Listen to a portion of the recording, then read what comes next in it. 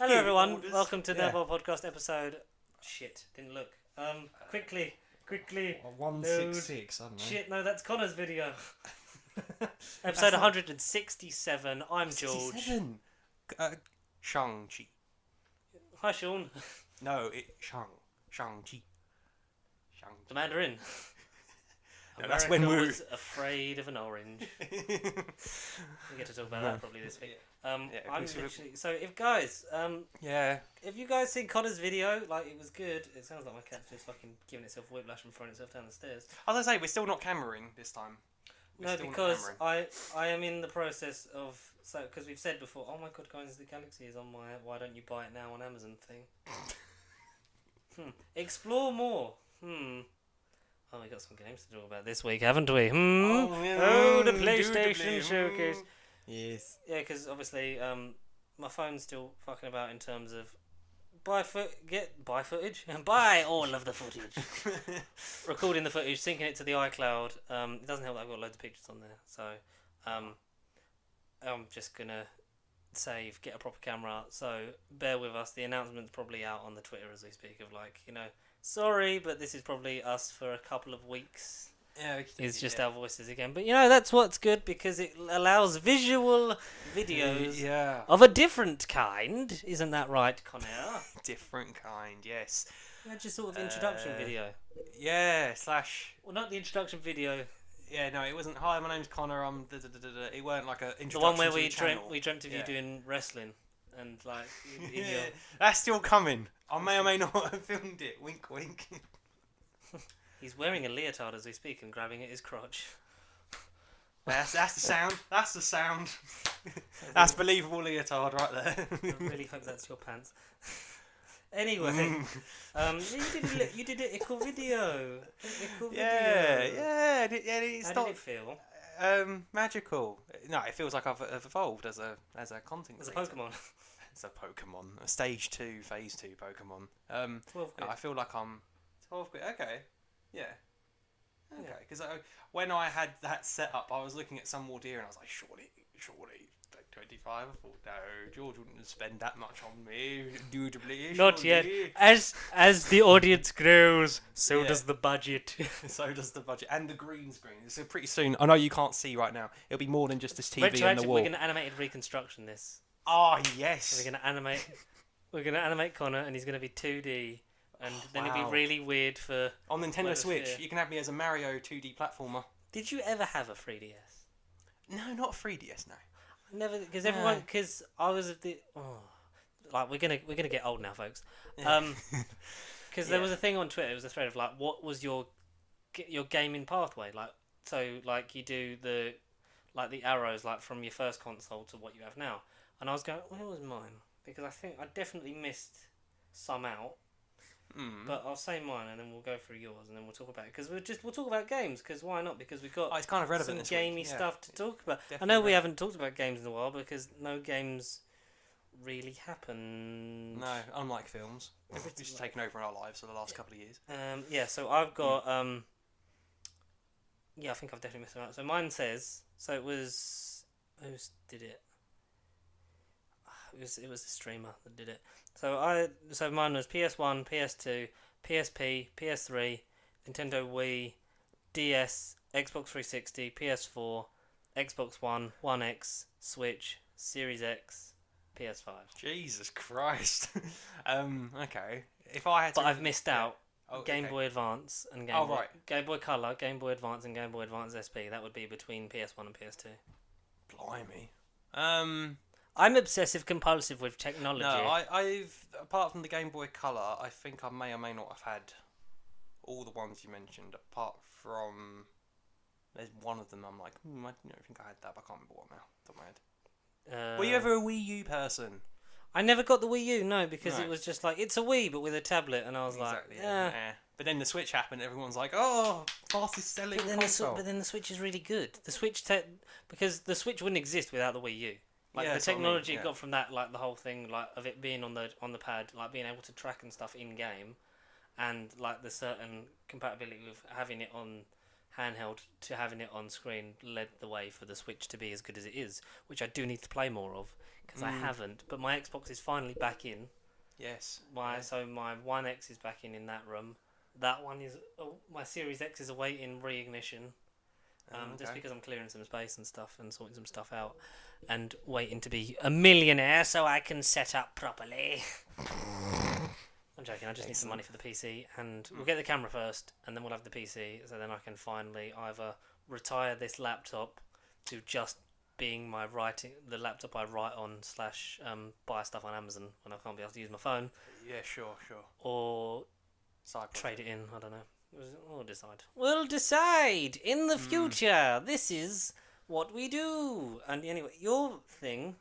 Did a video. Yeah, so we're getting back to because you did a video. It happened. Yeah. Did we talk all about? Yeah. So we before we get into like the gaming news because you did. Oh yeah, and I'll tell my pathway afterwards as well. Yes. Yeah. Tell us your pathway. No. So so PS1 and PS2 are backwards compatible. So I either did have a PS1 or it was PS2. So that's not definitive. I had PS1 games I definitely remember playing, but whether they were emulated on PS2, I can't tell you. It might have been a bit back and forth. Yeah, I only say it because I got a storage box back from my mum's, and it had all the PS1 games I remember playing as a young'un. So like the Flintstones Bowling, FIFA 98. There was There was another one. Rugrats. That was a good game. That was a very good game. Next gen level, and with my not the original PS2, but the PS2 Slim. You know when they redid it again, like really tiny. Like I've got that with 3 controllers. So who knows? Retro stream gaming. Ooh. I like the sound of that. Yeah. With the Madagascar game. Yay! Madagascar 1 any day, baby. That had Incredibles. That was great. And Incredibles was great. Obviously, I've got Simpsons Road Rage. Did you ever play Crazy Toy Taxi. Story 2 on PS1? No. Technically, or the PC one? No, I never did. No.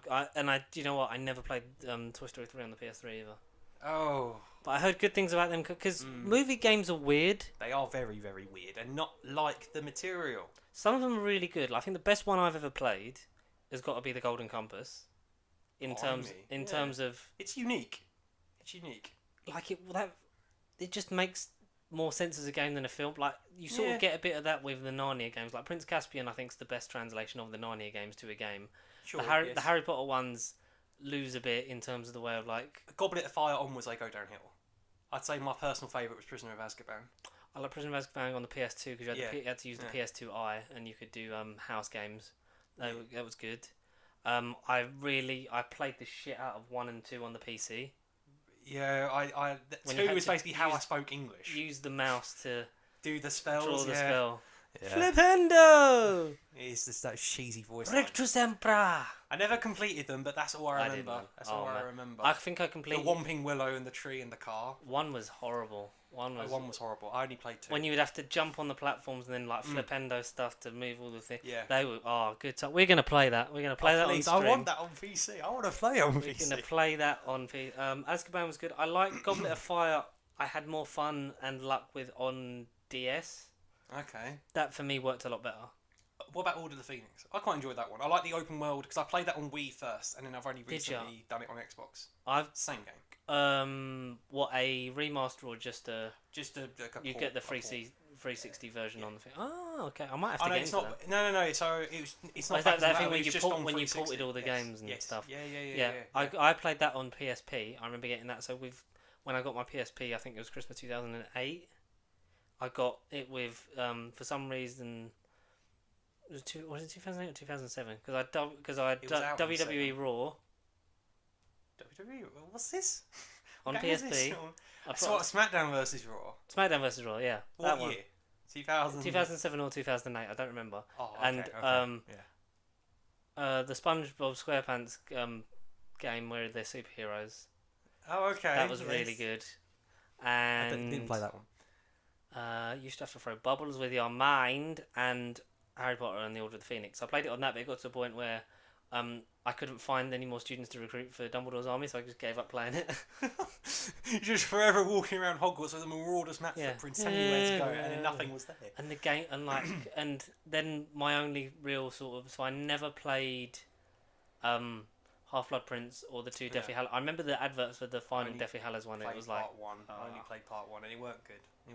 Because I know they're doing like the thingy one on PS5, like the whole. Oh, it's not Quidditch. It's like Hogwarts mystery, live action, you know, be a wizard, the game. We'll call it that until we remember the title. The game, yeah. But then my only like things were in terms of Harry Potter games, were then the Lego games because I did. Yes, of course, yes. The Lego Harry Potter was one of the earlier ones earliest Lego games you played.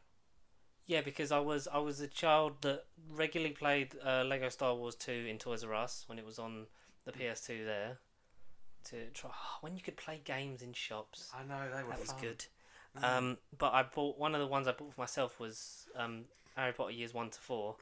Yeah. And then I played the demo for 5 to 7, and then with the remaster of both of them, I think that was £20 on the Xbox. No, I got it physical media. Yeah, I bought it physical media for the Xbox. Obviously perfected both of them because I'm a Lego slut and do that. I've got the remaster. I need to play them again. I'm going to jump back and do it on 360 as well because that was fun. Because I literally going through the first one again. I was like, God, I love this game. And then the second one, I was like, oh yeah, I haven't played any of these levels. This is quite good. Yeah. So that was fun. Oh God. What are we doing? Yeah, video games that are based on movies. Did you ever play the MCU ones? No. Captain America 4. No. Thor: God of Thunder. Yeah, no. Captain America: Super Soldier. Yeah, no. Those two I kind of want to play. Iron Man 2. Like, do you know how hard they are to get hold of now? I know, because they're obviously ridiculous. everyone knows how popular the MCU is now. So I think I played the first Iron Man around a mate's house years ago. At the time. I remember seeing someone play Iron Man 2. And I know the rumblings of and then remember that Avengers game that was meant to happen, and you had that advert for that never happened, and then we got the really shit Avengers game that's now like £20. Yeah, exactly. And all the bad stuff about the Battle of Wakanda expansion because it's like we're going to expand this every like few months and a new hero, and we get MODOK's the villain in it. Yeah, but we've only had 3 new heroes since it was released. And in Spider-Man, they keep adamant was going to be a day one PlayStation exclusive. Yeah, and then he keeps they've said it will be out by the end of this year, but that's been like 3 or 4 times. They keep putting him off. Yeah, which is bad marketing. Well done, Square Enix. Was it Square Enix or was it? No, it is Square Enix. Yeah. And yet they're making Guardians of the Galaxy, which is out this year. But it's a different. It's the good part of it. We hope, and I hope gameplay-wise it doesn't translate over. Yeah, I hope it doesn't translate. I hope they said there's no microtransaction, there's no cosmetic skins and stuff. Because I mean, there's only so many trees you can make a group. I don't think it will because the stuff for that is like that game looks like a lot of fun. Even though you can only play as Star-Lord as well, you're not playing as the rest. It's only Star-Lord you're playing as, I think. Well, then that makes me feel a bit better about it because I felt like they would have brought in the Avengers mechanic of team up and have all your favourite Guardians, only up to 4 players. Yeah, even though there's 5, 6 Guardians. Like that Avengers number 4. 4 players in a group of 6. It makes no sense. Brilliant. Yeah, because I really want to get hold of them. I remember the advert for the MCU Captain America one. Yeah, would have been a good one to play. They went over my head entirely because I mean it was only got really those 2. I mean, Homecoming had a VR game, like a demo thing on the PlayStation. They were fun. The Arkham games are a different gravy because we never got because there was a planned Dark Knight one, but we never got it. No, we never. Because there was you had a Batman Begins. You had artwork for the Dark Knight one, though, didn't you? Mm-hmm. And then it never got to like past pre-production, really, did it? No. You had Batman Begins back in the day. Now I haven't played that one, but that one I want to play. Maybe we should hunt down all these because these movie games. The movie games, and I mean, X-Men Origins Wolverine though is the champ. I mean, that's a terrible movie, but what a fucking game! That is a really good. What a fucking game that is. Yeah, that's a really good game. If only the Deadpool game was better. Yeah, I mean, it just feels like a companion. It's weird playing that after seeing the movie because you're like, oh, this is what the early 2000s thought Deadpool was. Yeah, that's what I mean. Yeah. When you slap Wolverine for like 10 minutes. Well, I guess he's not waking up. My arm is starting to hurt. Do you know what I would play of though? And I was thinking about it when I saw it in the cinema, and I don't know if you'd be the same. I'd play the shit out of a Suicide Squad game. Oh, absolutely. And there's some on mobile devices, because that's where all movie tie-in games go now. I hate that. Yeah, but like, no, I want a console full... I mean, we are getting Suicide Squad Kill the Justice League next year. But that's terrible. that looks Terrible. and sounds because it's the whole thing is like they got to take down Superman and it's the whole kill. Injustice thing, except Yeah, that it's they're like, not doing Injustice. Yeah. They could have made it interesting, like if you'd have had it sort of in the style of like not synonymous with the movie, but like in that same style of like you have to have this team and like at any one point you could be playing as like you can switch. Fucking polka dot man, and then if they die, then you've got to suddenly like you're another skill set. As like King Shark and And then that you have you have an initial task of 4 people, and then if any of them die, or if all of them die, then you've got you're literally dead, and then you load back up with new characters if you reload the thing. It's like yeah. Oh, that would be so sick. I'd play as King Shark. Bird. Had fake mustache. Do you know what my favourite line that he does? It's not even nom nom anymore. It's when he goes when they say it's a completely stupid disguise. It never worked. Fuck. When he just shouts that, and it's just the way that John Cena reacts to that. Have you watched Vacation Friends? I Disney did. Plus? I literally watched it That's like really, Monday. I watched it about a week funny. ago, and I was like, "This is quite." John Cena's great. He is. Best performer is Yeah. him. Best actor is Batista for the Batista, range, and the yeah. best superstar is The Rock because of the most Best personality, I guess, is The Rock. Yeah. If you smell what The Rock is making, I wanted to actually post about Vacation Friends. I thought it was really Much better than I was expecting it to. it was, And it's obviously Buddy from Free Guy as well. yeah. I saw him and I was like, it's the man who sounds like he's Kevin Hart. discount Kevin Hart, but no. And do you know who also had in it? It had King Batch from Vine. Oh yeah. That was his brother. Yeah. Mate, I was like, wow, you've come a long way since Vine. But he's Mate. back. No, Vacation Friends was decent. It was That really might good. be an honourable mention, if not number 10 on the top 10. Do you know what might maybe. be an honourable mention, if not possibly in one of the lists? Oh, Cruella. what? A dishonourable or honourable? You say one of the lists. All right. So everyone knows my feelings on Dalmatians. And dogs in On- general. on I mean, he can't. If you've been paying attention, he moans about his fucking cat. I mean, he don't feel the same about his dog. Believe me. I mean, even before we start recording, he calls his dog Lovejaw and he slaps it and bullies it. I mean, he don't like dogs. Okay. Let's just get it across. Are you He just doesn't- trying to get the RSPCA around here, even though like just for a disclaimer, that doesn't happen. I know. My feelings on the Disney live action movies, especially Maleficent, which is like it's good until let's remake Sleeping Beauty for the last 20 minutes, and the second one I haven't bothered with. But with Cruella, I had a lot of fun. Hey, so did I. It was the first live action one I seen. I actually went, oh, it's better than I thought. Yeah. Yeah, I went into it like, oh god, It's here we gonna go be again. Terrible. Yeah. But it's do you know the only thing that doesn't make sense? Spoilers for this film Yeah, because go on, let's talk about we're it. probably not going to talk about it like majorly, but like No, get your the feet. post credit scene, right? We're going to jump straight to Do that. I remember it? Her mum is killed by Dalmatians, Emma which you think, Thompson, yeah. Emma Thompson. which you think, oh, that's why she's obsessed and wants to kill these dogs. No, that doesn't happen. She then gets the dogs at the end because it's a whole thing of it's a lot about dual personality and a bit about mental health. Yeah, Is but then, it? but then Because she's she always- crazy from the start. Yeah, because she always thought she was Cruella, and then eventually she does. She sort of Shawshank Redemptions because she fakes the death of her real person and then assumes the life of the fake identity, like Tim Robbins did in Shawshank. Right, okay, yeah, of course, yes. Like he assumed, yes. and then under the fake name, got all that money from the bank, and then just started a new life because his name was already on it. Assumed the fake name's life. So she does that for Cruella, and then Cruella becomes her personality, and even at the funeral of herself, she's like, "I'll take it from here," and now she is just fully Cruella DeVille. And there's been And- at least discussions of a sequel to kind of. I'm okay continue for a sequel. Do that. Do that. Don't do 101 Dalmatians with Emma Stone. That's what I mean. Yeah, don't Let live that action that film. let that Yes. have still happened, Yeah, absolutely. but just don't touch it. Don't touch it. Leave the dogs alone. Because I think this works better in the terms of Maleficent is the fact that I think the mystical element really fucks me sideways every time I watch that. Does Maleficent really tie into Sleeping Beauty too much then? Because this almost was like. Have you watched Maleficent? Not yet. No, I haven't watched So Maleficent. Maleficent is What's the difference between Cruella and Maleficent in Um, terms of like plot? the fact that she's a weird magical angel thing, and then eventually she loses her wings, and like that's down to Aurora or whatever her name is. Yes, that's right. Yeah. I mean, I never would have thought of her as an angel, even as a as a witch. She's a weird. It's weird. She's like got these weird brown feathers, and then she goes evil and stuff, and then doesn't have wings. She dyes green. I mean, I know Angelina Jolie isn't green in the film, but when I think Maleficent, I think the Green Witch. Kingdom Hearts, green. But then in the last 20 minutes, they remake like Sleeping Beauty with her waking her up, but then so she wakes her up instead of then the whole thing of like don't stuff. Need no man, but then it's like but then you die because the prince comes to say that's the thing, and then the second one I haven't bothered because I'm like this is just why do people like this? If you like it, good. Any movies that you like that we don't like, and vice versa, good for you, man. Like I'm glad you. Like that's just the world. It's all full of opinions. I mean, we're not right. You're not right either. Oh no, we are right. That's why we do this. Yeah, on camera we are right. Yeah.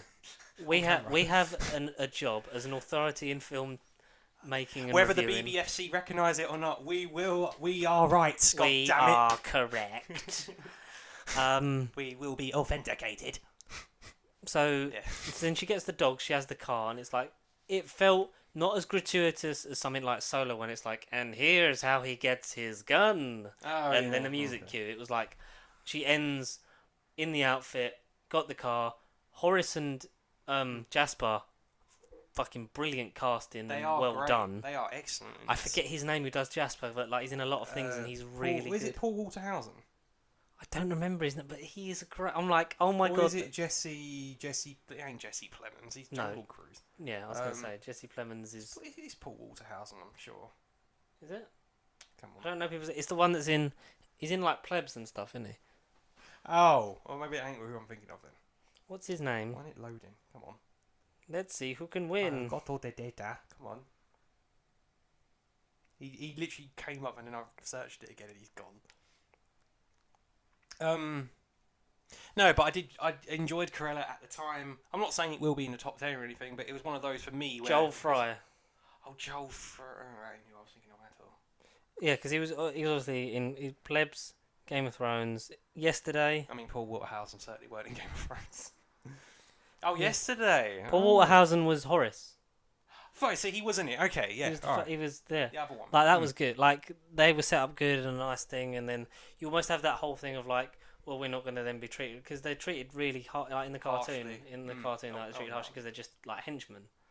But then you get the whole thing of, like, well, we're not doing that. And, like, the whole thing of, like, when they're like, you know, we're kind of done, like, being your dogs or something like that. And it's like, that's cool, because I thought it was going to end with them sort of, like, they would help her get revenge on Emma Thompson. Yeah, exactly. And then call it quits. And then that would sort of be it.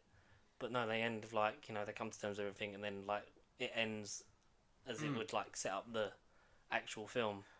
Yeah. But one of the dogs is like Genghis is pregnant. She's the only because I think she's the only dog that really gets named.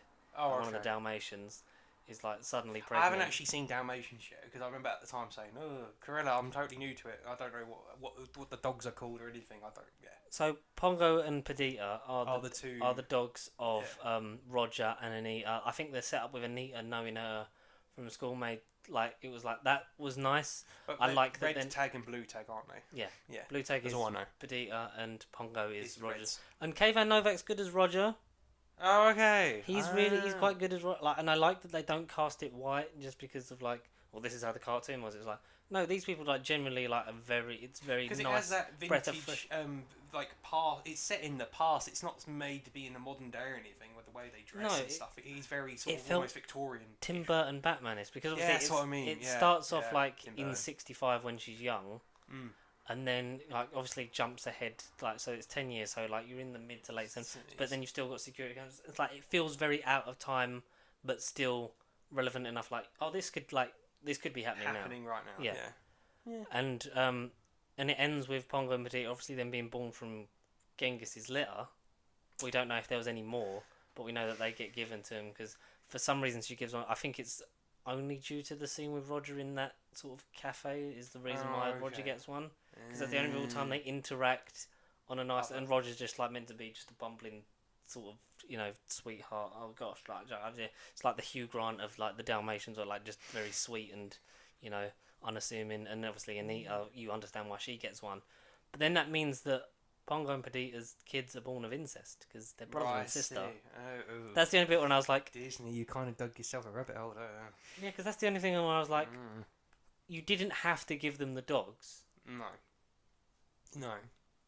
No, the dogs were teased at the beginning, and I thought, okay, cool, that's the bit you're teasing. Dalmatians, yeah. And then they became relevant at the very end, and I was like, oh. And then with the credits, it was like, you didn't have to do that kind of world building. No, That's, I mean, you know, it didn't really add anything, but it's just like, oh, they have the dogs, and then the film will happen. So that's why I want Cruella 2. I don't want live action 101 Dalmatians. Yeah, no. Because Emma Stone was very good.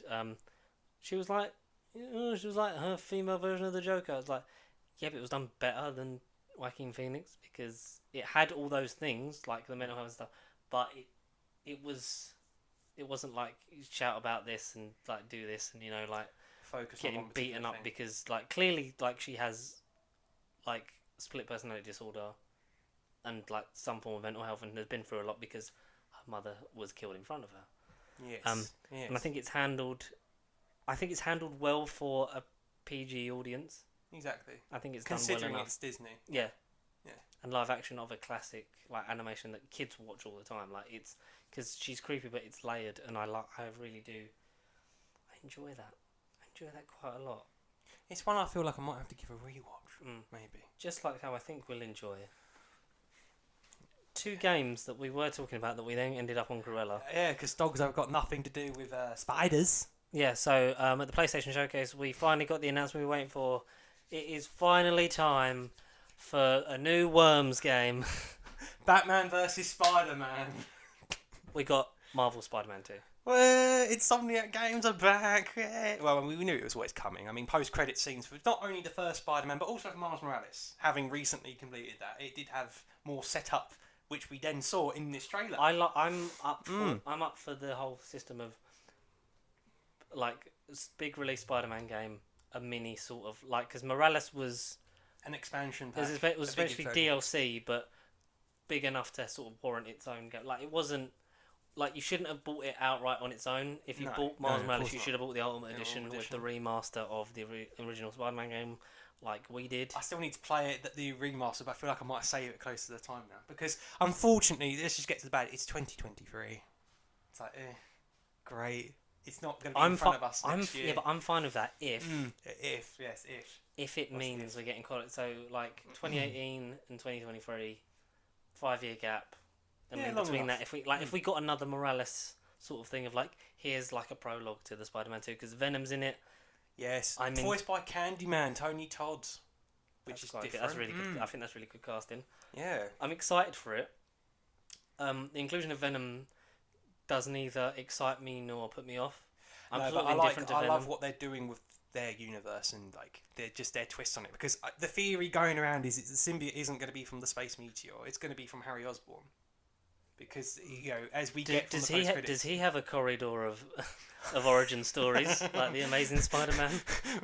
Maybe the corridor of origin. Or does he have his own like secret base underground that Spider-Man's got to stealthily take down all the guards to then figure, oh look, that's the Vulture's wings. That's and I don't know. I love how it's we've got all these things and hopefully we get then spin-off games into that and build it because we know that Doctor Strange, the Baxter building is somewhere in there but no one's found it. Exactly. There is an existing thing for Fantastic Four. There was obviously Avengers Tower is there. So we know that all these characters are in there. Like you can find Alias Investigations. Yes.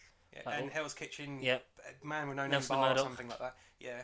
Like you could find you could have these kind of things and that would be so cool. Especially because then you could make a better Avengers game than Square Enix's The Avengers. Yeah. Which would be great, because I feel like if they... And make the first proper MGU, the gaming universe. That would be so cool. But have it in its own universe. And we got another game that I wasn't expecting. Just going along with this universe, because this game, made by Insomniac also, came out of nowhere, out of completely left field. Is this Insomniac It's made as well? by Insomniac, yes. Is it set in the universe? It must be. It's got to be. Hit us with it. So it starts off with a guy in a bar.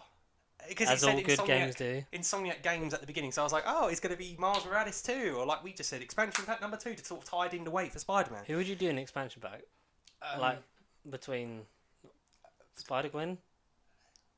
Yeah, she hasn't even been introduced in the universe, I don't think. Or a Daredevil taking on Wilson Kingpin. Fisk earlier on. Because he's been teasing the post credits and stuff. Like, he isn't dead or anything. He's still out there. He's still in prison in Morales, isn't he? Yes. Because you have that weird mission where you're like, oh fuck, he's back, and that's quite cool. But it could have been him in the bar. But alas, a guy in a bar. It was very brief. It was just like some guy wants to approach this guy for a fight. He's like, oh, give me a pint or something. And the guy's at the bar waiting. And you see his knuckles, and you see like some flannel top and everything, and you're thinking, oh, this could be any fucking character in the world. And all of a sudden, you just hear the clink, and you see the three metal claws. Wolverine? We're getting a fucking Wolverine game. Marvel's Wolverine! Made by Insomniac, so it is definitely an MGU of sort. It's going to be a gaming universe to sort of parallel I think that's a good one to then lead with if they are going to then go, you know... Avengers Initiative. Oh, X-Men Initiative first. But like as a cross appeal of a Marvel character for a game, like I think Wolverine is a good branching off point just to do, because it's like, right, you've got, it could not be set in the universe and people wouldn't mind, but like the most arguable popular character in comics, Spider-Man, and then second game on you're thinking, right, so we have Spider-Man, let's just do Avengers. Oh wait, but we haven't built any of them, so who are we going to do next? Oh, Wolverine, because he's solo and popular anyway, so let's just do Wolverine. And then that's how you can tie it to Hulk and stuff like that. Everyone else, yeah. If it's going to be the same size and expansive and twist the Wolverine origin, like how the Spider-Man universe in that game is completely different to any other depiction, Wolverine might not even be Weapon X. He might be something else, you know. He could be anything, I feel. Whether or not they stick it more closer to the traditional X-Men origin and plot. There's some that I think it's going to be hard to detract enough from. Yeah, of course. I'm not saying he's going to be a celestial crew or anything ridiculous. Well, you never know. We don't know because it's Insomniac, and they've clearly changed the Spider-Man thing completely upside down. For the better, and it's great. I look forward to both those games. We'll probably be playing them, you know, for the in PS5. in our personal lives and in, you know. Oh, we'll definitely at that point be streaming and recording and talking about it to the least. God, I'm so excited. But I think, I don't know if Wolverine had a date, but we're both assuming 2023. Spider-Man first. I think Wolverine, maybe 22, because it might. I feel like it would come out just before. Maybe, yeah. Wolverine could be like the one that's going to tie the weight, and then we'll get Spider-Man. Imagine if that was like the Miles Morales of like this thing. It's like no, it's literally just DLC, but like Wolverine's in the universe. Like if it becomes like a big gaming universe like that, I'm happy. I'm happy to. If it's like in between projects, between Spider-Man sequels, then great, yeah. Get one for Wolverine, get one for Hulk, get one for Thor, Captain America, whatever. And then you can officially have Square Enix's Avengers taking on the Insomniac Avengers. We all know which one will win. Yeah. And even crossover, I don't know. Insomniac, because the Square Enix one keeps glitching. Never played it, but the price is very low. Very, very. It was a PlayStation Now exclusive as well for a bit. So like you could literally just play it for free. If you had PlayStation Now, it's like that is. It takes terrible. up too much storage for what the piece of crap is. It's the same missions. It's literally just like things. I started it and didn't get very far in it. I didn't bother. After all the reviews, I was like, I'm just going to save myself the 50 quid of release and then just... Oh no, I got it on sale, so I didn't quite spend the full price. Yeah. I was like, yeah, good. I'm even now, I'm just like, I can't really justify buying a game that I know is shit. It's not fun. No, I don't know. It's broken.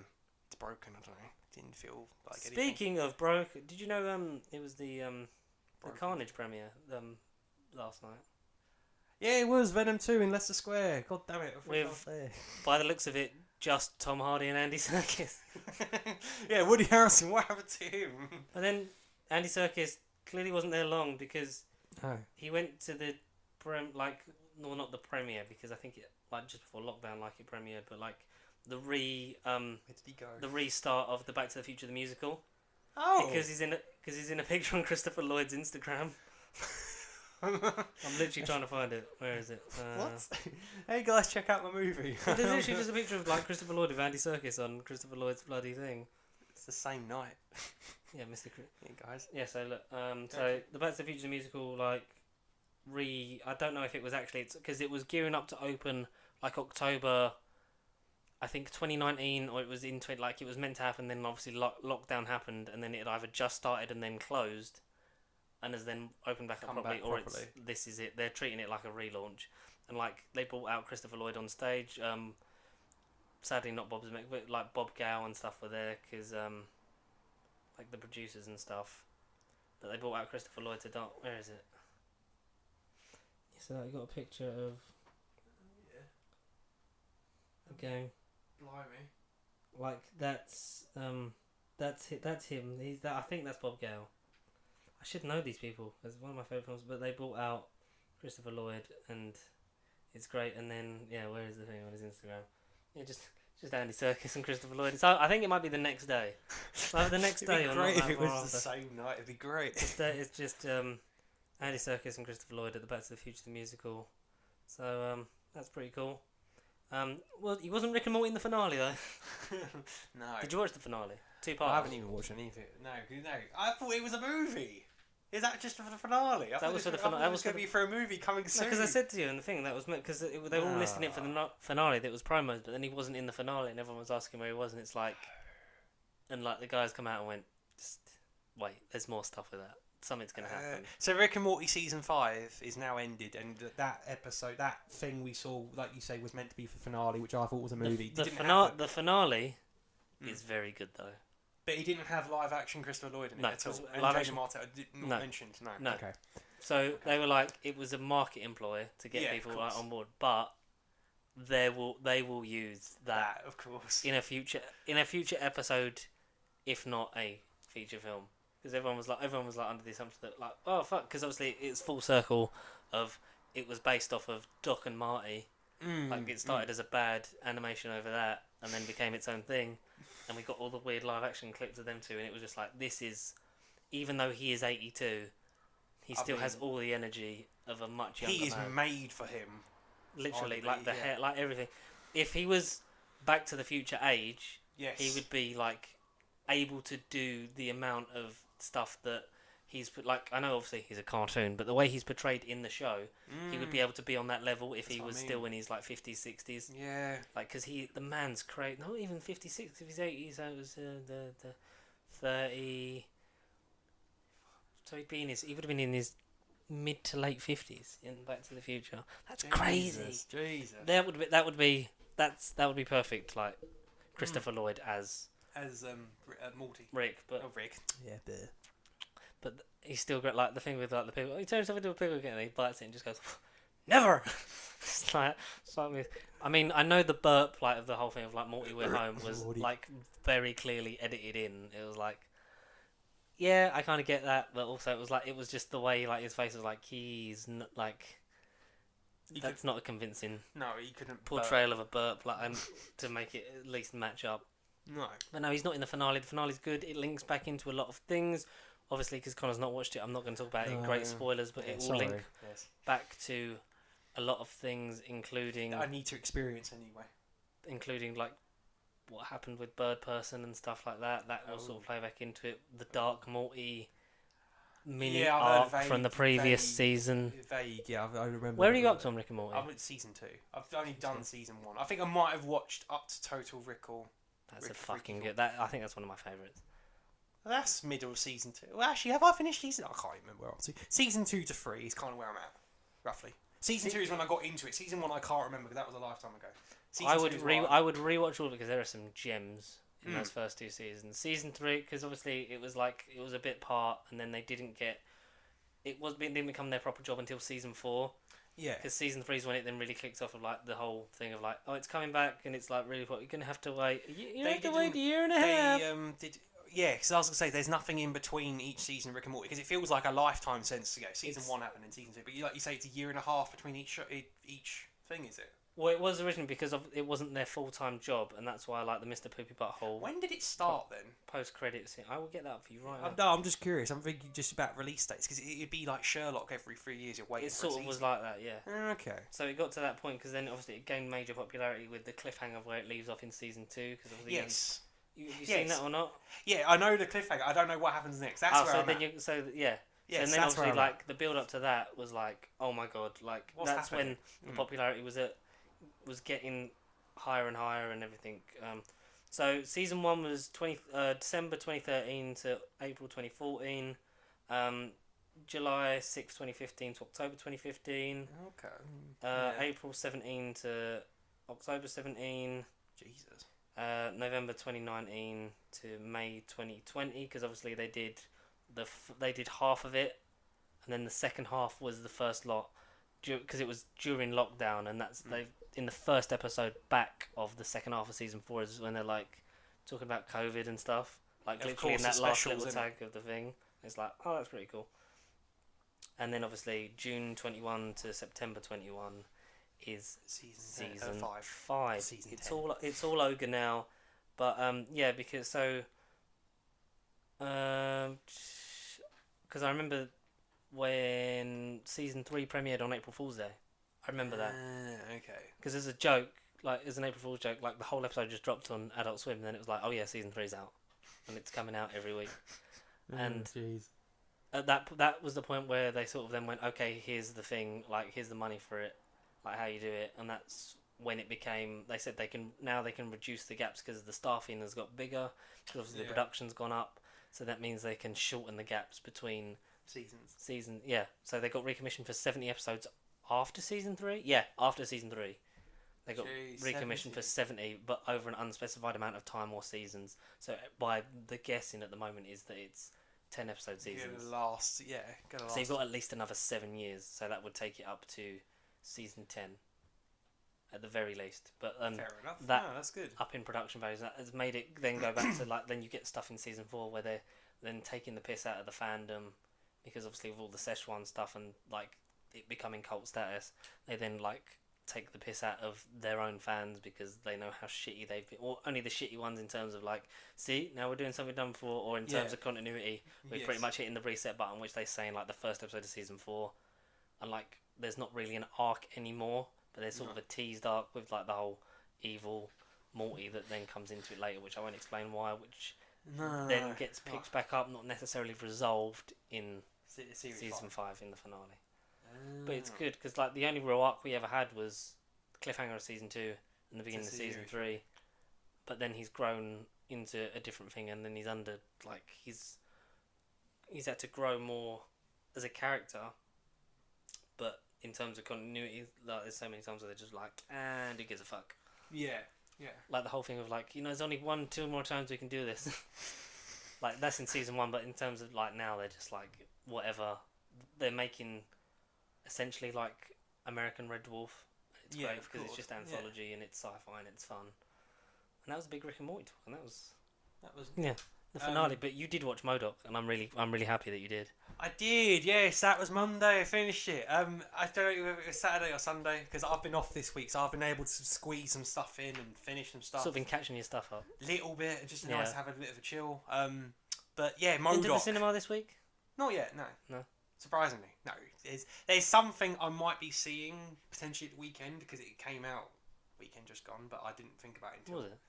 That Malignant, James Wan's latest horror flick. Ah, I think I saw one advert for that. Yeah, so did I, and it looks spooky, so that's why I want to watch it. But then it's never been anywhere else. Like, why do they not? It's done well in America, but again, over here, it's under the radar. It's probably because we just don't advertise stuff very well. Because we just played the same 3 trailers. But then I looked at the app this morning. There's actually quite a lot out. I mean, there's a lot of films that we've already seen that you can replay. But there's a lot of like other Florin flicks that haven't had any, as far as I'm aware, haven't had any advertising at all. And there was another thing called The Night House, but that's going, I think, after tomorrow. So I'm like, ugh. But Shang-Chi's on again. You can see that again. I want to see that again. Is Free Guy still on? Must be. I think so. I want to see that again. But Black Widow's out on physical media. It is. And I haven't ordered it just yet. Not ordered because for some reason we've only, I don't know if it's the same for you, but we've only got the DVD and Blu-ray. Oh, what on in my place of work that we don't talk about. Oh, of course. Oh, yes. I was talking about you're going shopping to HMV. Oh no! I need payday for that. Like I want. Yeah. Or I might just be like, if anyone wants to, because if it was Shang-Chi, I'd go out and buy it. Yes, like Black Widow's like, I'm going to own it because I really enjoyed it, but I'm not in a rush. Yeah, and it feels like I've only just seen it again. Because that's the thing with these turnaround of these Marvel movies, which we can get onto as well because we've got further updates on that. The turnaround with a movie being out for 45 days exclusively in theatres, and then the rush to home media, that gap is shorter. So by the time I think that's going to be the thing for the next couple of years. Yeah, and it'll feel like, I've only just seen this. I'm not in a rush to get it. So it might affect some sales, maybe. Whereas if maybe you'd brought it out like a month or so maybe like say in the lead up to Spider-Man, if you'd be like, Black Widow's thing, because you can get it. Why would you not pay £15 for the Blu-ray instead of paying like still like 20 quid to have it on Disney Plus because it doesn't come out on Disney Plus, like, because that's weird. So it doesn't Black Widow not. I swear Black Widow's like viewable now. It's Premier 23rd of Access October. still. 23rd Of October, so you could. Oh wow! So guys, my Wow. advice: What are you doing? buy the DVD for a tenner. Yeah. But then no one buys DVDs It anymore. was so what are you Cruella that doing? recently came available. That's why. Okay, right. Yeah. Which is a weird because Jungle Cruise doesn't become available till November. Oh no, that's wrong, Disney. What are you doing? But then they are ditching the formula for like remaining stuff this year. The Marvel stuff they're ditching Because Eternals is full on. I think that's the way to go. Yeah, I think yes. If you and then have the blue like thingy and then have it just appear on Disney Plus. Don't do the thing of like, well, you can pay for it now or you can just wait because money. It's like just wait out. Yeah. So you saw MODOK. MODOK, yeah. So I got up to episode 4 initially because it was on weekly for the last like 10 weeks. It ended a month ago? Month and a half, maybe something like that. So I watched up to episode month and 3. a half on Disney Plus. I think when it was actually out, that's been a while. What Hulu had it late last year or early. But Disney owns like most of Hulu now, so it's fine. That's great. What was it? I read. Fantastic. Oh no, I was gonna say. I was just off topic slightly. Paramount Plus. I was like, right, when's that coming over to the UK? Just out of curiosity. Sky are getting it 2022, early 2022. Really? Yeah, Sky Q/Sky. But I'm thinking, does that affect Now TV as well? Because Now TV is Sky. So is that going to be another platform? Would be like, oh, now we've got to watch Paramount Plus on Sky. Now TV. No, I think just maybe Sky you content. can only get the app on there. Yeah, maybe well, one of that'd them be a bit things. unfortunate. Yeah, that'd be a bit But stupid. that was off I'm topic. not in a rush yeah. for. I'm not in a rush for Paramount Plus or Apple TV as Plus. I'm not. As well. I'm not in a rush for any more pluses. I don't want. I want minuses. I don't want more pluses. Do you think you've got all the streaming services you need at the minute? I'm very. Yeah. I don't need another one in my life at the minute. What would be one that you would I could consider? Would it be binge. HBO Max? Would be the only one that you'd consider? Oh, potentially, yeah. Yeah, just because of the links To ads, yeah. the Warner Brothers when they're having their films straight on there. Yeah, because I mean, Warner Brothers is essentially Disney's main rival. I mean, Netflix are their own entity, but I'm just talking about like cinema products, like in the entertainment industry, like Disney and Warner Brothers are like the two conglomerates. Yes. Netflix are their own digital entity. Yes, they are. Along with Prime Video, and then I'd say Now TV. Then, but with all these pluses, they all want to compete. Amazon, yeah, so They all want to Prime as compete. well, yeah. It's just never ending conundrum. I think Netflix, Prime, Yeah, Disney Plus. I'm kind of sorted. that's what I mean. Yeah. BritBox, BritBox is only a 7-day Oh, that's free another trial. one. It's only a Yeah. 7-day free trial. That's unfortunate. I haven't If it was got 30 BritBox. days, I would do it. But only 7. But I'm not going to watch fuck all in 7 days. That's what I mean. Yeah. No. Yeah. But MODOK. Nothing to do with that. MODOK's big giant head. He probably can store all of that and not pay anything because he's an evil scientist genius. Did you laugh a lot at this show? I loved. So episode 4 was a turning point for me. That's Was when it? I was like, oh my. Do you know when God. mine was? Episode 2. 2. Yeah, Because 2. the first one you're kind of like, what style are they What is going for? on? Yeah, number 1 got me so hooked. I was like, what on earth is happening here? And then 2 was like, oh, it's this. And then I literally just rolled with it and I was like, I am laughing. I was laughing loudly. I think I got confused with episode 2 initially, and that kind of put me off a little bit, just because I remember seeing him in the past, and then he was like, all right.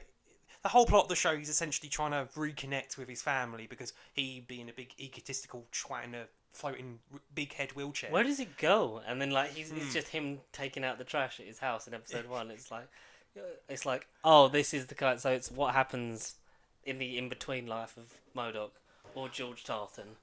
Yeah, George Even Tarleton, though he's never yeah. referred to as that. He's only ever called screen. MODOK. Yeah, So yes. that's great. I think his daughter's the fun. His daughter's like him in a Oh, floating I like chair. the son. I like the son. The two Loos. The 2, yeah, who become 2. Yeah. Fucking absolutely brilliant. I want to quote some of it, and I can't. I can't remember nothing. Which is What is your favourite episode? Right, so 4 was great when he teams up with the other villains in the bar. I can't remember none of their names either. I feel like I've come. But they are Marvel villains, though. That's the thing. In each episode, they just had so many references from other bits of Marvel. It was unreal. Like the leader and whoever it was on top of the bar. Briefly in the beginning of one of the episodes, Yeah. he's sort of like, Oh, bitch, please. It's like, that's not the leader. Oh, Mr. Sinister's there as well. That's it, Mr. Sinister. He only says one thing, but it's the leader with his little champagne glass, and he's like, "I would again up at this club." It's what is that's only because he couldn't get into it. Oh my god! And Patton Oswalt is. I nearly said Patterson Joseph. I was like, that's a completely different man. He was in The Weakest Link in the Future with Christopher Eccleston, which we're getting more audio adventures, by the way. Oh, we are season 2 with like 12 more adventures. Beautiful. More money. More money for Eccles Cake. God, it's so fun. Patton Oswalt is so good as MODOK. He is amazing. I watched that show all in one day. One day. It was, when I was ill. Yes. And that got you through it. It was when I'd gone home from work because I was literally like fucking dead. I was like, what am I going to put on? MODOK was just on the thing of like recommended, and I've always wanted to finish it because like one kind of like distract. I was like, what the fuck is it? And then I just watched all the season in one go. Yeah. And I was like, no regrets. Good 10 hours well spent. But I was laughing, man. I liked doing 2 or 3 at the time because then it actually gave me something to think about, and then it was like, right, I need to know what happens next. And then I did 5, 6, 7, 8, and then I had the last 2 Monday, and that's when I was just like, oh fucking god. And it's just the ending. I feel for him at the end. I do. And we are definitely got to get like a season 2 or some continuation. Still in the work in some. I think COVID kind of really stopped that from. Because it was meant to be a universe called the Offenders on this Hulu. Yeah, because it was that Squirrel Girl and they were all cancelled apart from MODOK. MODOK and the other one. The other one, yeah, I can't remember the other one. Forget the other one, yeah. But that would have been really cool to have that like kind of just the Robot Chicken style of the fucking Defenders, but like the Offenders. I did John Hamm as Iron Man. I mean, it's not just because I'm watching Mad Men and stuff, but like having him as Iron Man, he could have been a great Tony Stark. Yeah, like we were saying last week, like when everyone was thinking that they were going to reboot it and have John Hamm just be Tony Stark and either just carry on as if he was Robert Downey Jr. or reboot him again in the cave, and it was like, we're never going back to that cave. No. But then, going back to Tony Stark, today's What If was a nice episode where we didn't have what if we didn't have a Tony Stark at all, or what if we didn't have Iron Man, essentially. But yeah, that's later on. That's in the future timeline. Yes. God, MODOK. But fucking MODOK, yeah. It's just each episode had something in it. We're really sort of bouncing around like we can't concentrate today. No. The most ever. It's because we've got to talk about Shang-Chi as well, and we're excited. We do. Shang-Chi. Because we did talk about it last week, but obviously like the poor connection, because for some reason that was fucking dropping frames. I was dropping frames on fucking Discord, and I was like, what the fuck is this? No, I feel like enough's happened between last episode and this episode. We're like, right, we need to mention this, we need to mention this, we need to mention this. But we've got to break down the trailers as well. We had over the last week. We got to do so let's do that. So MODOK, very good. MODOK was excellent. We got the run time for No Time to Die, the longest Bond movie of all time, at 2 hours 43 minutes. I thought you said No Way Home then, because allegedly, we may have mentioned that last week, allegedly the runtime for No Way Home came out, but whether or not it's placeholder, we don't know just yet. But yeah, because there's a lot that hasn't come out because we don't know genuine sources anymore. Even one of the actors isn't genuine anymore. I don't know, he seems to say things all the time. Do you think Andrew Garfield's in it? He's a wanker if he isn't. No. Sony are wankers. If they've only bought, if they've only bought back Tobey Maguire for some and reason, not Andrew Garfield, yeah, that's pretty shitty. Yeah, no, Did I you agree. remember that theory thing I tagged you in? Like, Tobey Maguire will die. Yes. This will happen. Blah blah blah. I can see all of those happening. I had a random glimpse of Tobey Maguire being like Parker Industries' future Peter or something.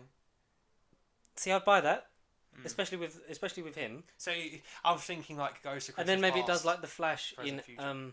Crisis on Infinite Earths, and that influences Tom Holland to start Parker Industries and but also fill the void left by. But where would Garfield be in that discussion, or was he just not involved? He'd be like the Peter B. Parker of this universe. Right. Okay. Yeah. Because remember when that was rumoured for a long, because they wanted to do a scene with those three in Spider-Verse. Yeah, they did. And then it was rumoured that the OG really good Peter was going to be Toby, and then it was going to be Garfield as the janky one, and then have a Tom Holland appear somewhere as a different one. But I don't know. That'd be great. F you Sony if this doesn't happen. If they don't put in Garfield, it is stupid. It's like Marvel Legends. It's all or nothing. You have to put both in or none. You do. Just like you have to put some effort into remembering that Venom 2's actually on because it's only like an hour and a half, Exactly 90 minutes. including the credits. That's a joke. That's worrying, but I feel tempted to do a double because I may I'll mention it now. So for the next 3 weeks, the Wednesday 2 or 3 weeks ago, I had to cover a certain colleague's shifts. He's off for 3 weeks, so just to let you guys know, the episodes will still be out on time, but I think my next 3 weeks are going to be buggered in terms of having days off. Yeah. So it might be Friday recording instead of Wednesdays for the next 3 weeks. Yeah, just Like I did last time, it would be Wednesday after work or whatever. Yeah, do that. Yeah, fun. Yeah. So what I was gonna say, so Production value. the weekend between, Bond comes out Thursday, the 30th, and then Venom's out the 1st. Is that general or preview? Preview? But you can book the 30th, and it's not just Leicester Square exclusive like it was last night for Venom.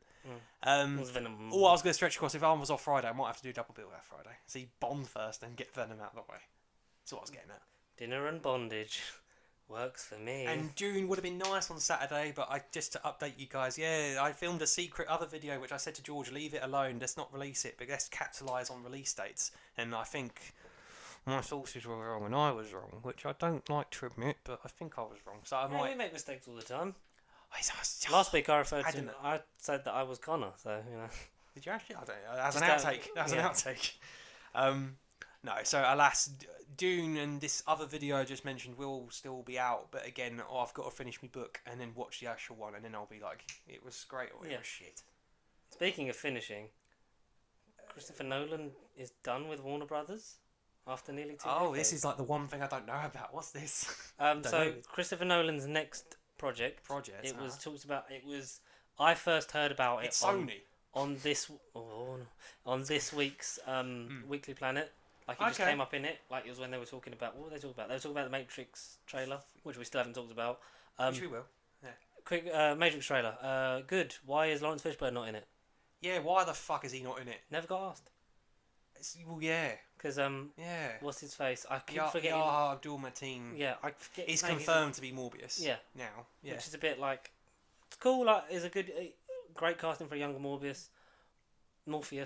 Where is... Oh, yeah, Morpheus. Yeah, not Morbius. Because we've got Morpheus, Morbius, Mobius, Mobius, into the Marius. Into the Modocius. Into the Modocipius first.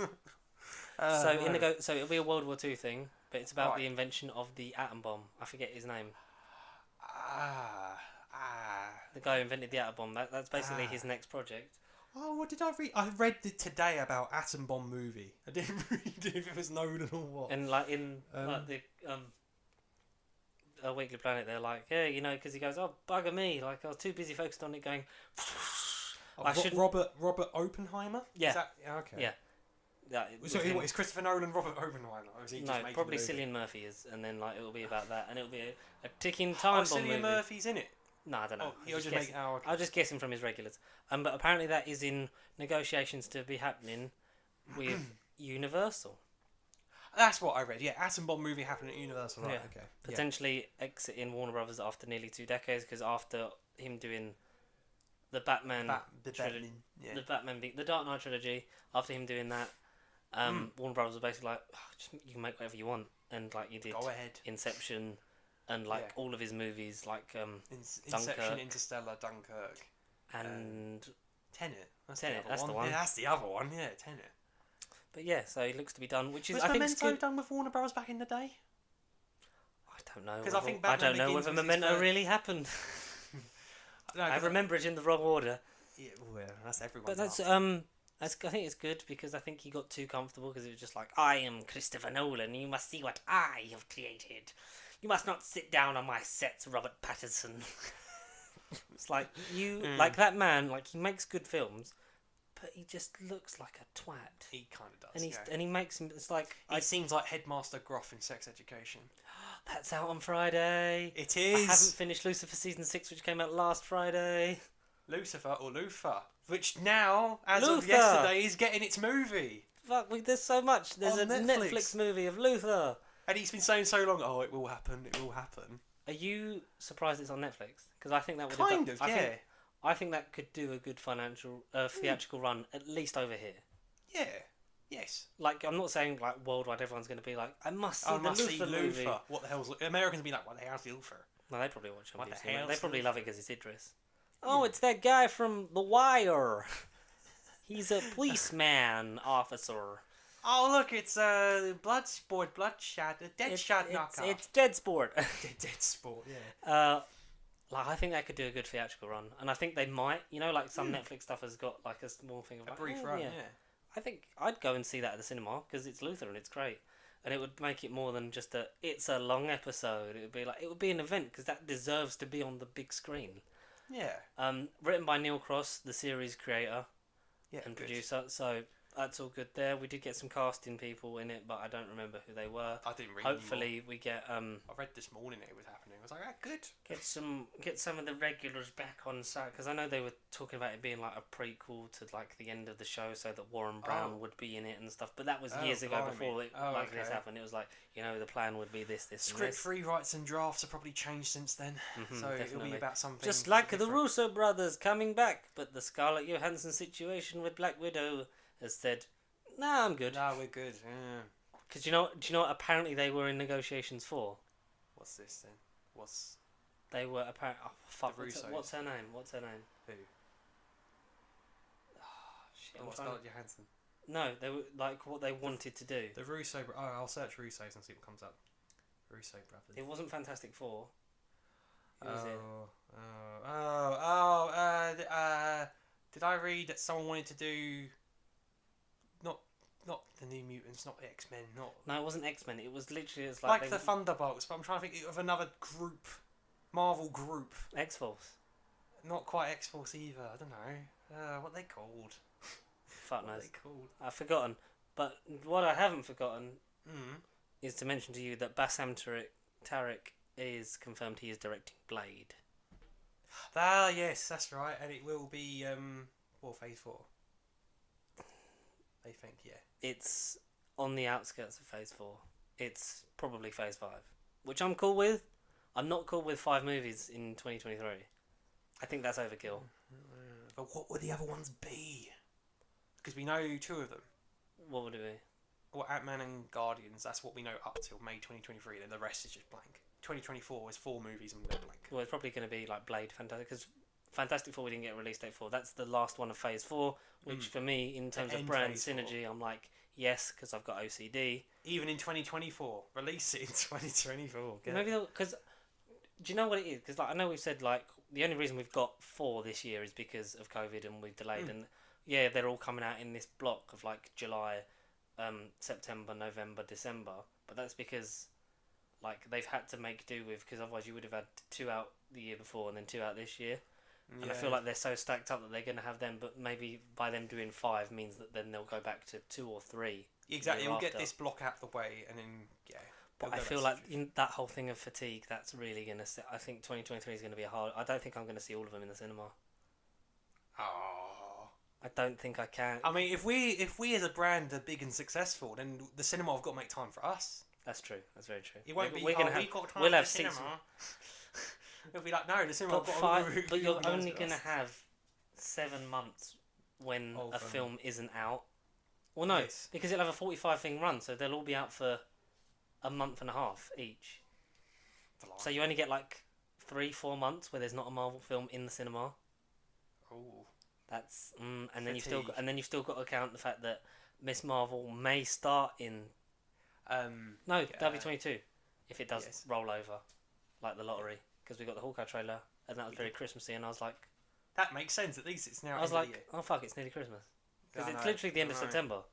And we've got October, November, and December. We've literally got 14 episodes left this year. And we've got to fit in a Christmas special, which we haven't planned. A top 10. And a top 10. And we've got to look forward to next year. And we haven't planned any of that. Because we don't normally need to. But now we're sort of like, oh, time's passing really quickly. I can't find anything about the Russos. It's a bit fucking unfortunate. What would be out in 2023 series-wise? Maybe Moon Knight? Potentially. So the next 3 projects after Hawkeye were the ones that got announced initially: Miss Marvel, Moon Knight, She-Hulk. So they would be. So I'd like to think Miss Marvel would be first. One of them might be end of 22 into 23. The other 2 should be 22. So we've had 4 series this year on Disney Plus, not counting What If you will. I would count What If. It matters. Beautiful. It matters. Yeah. So say there's 4 series a year, which I'm okay with the series because they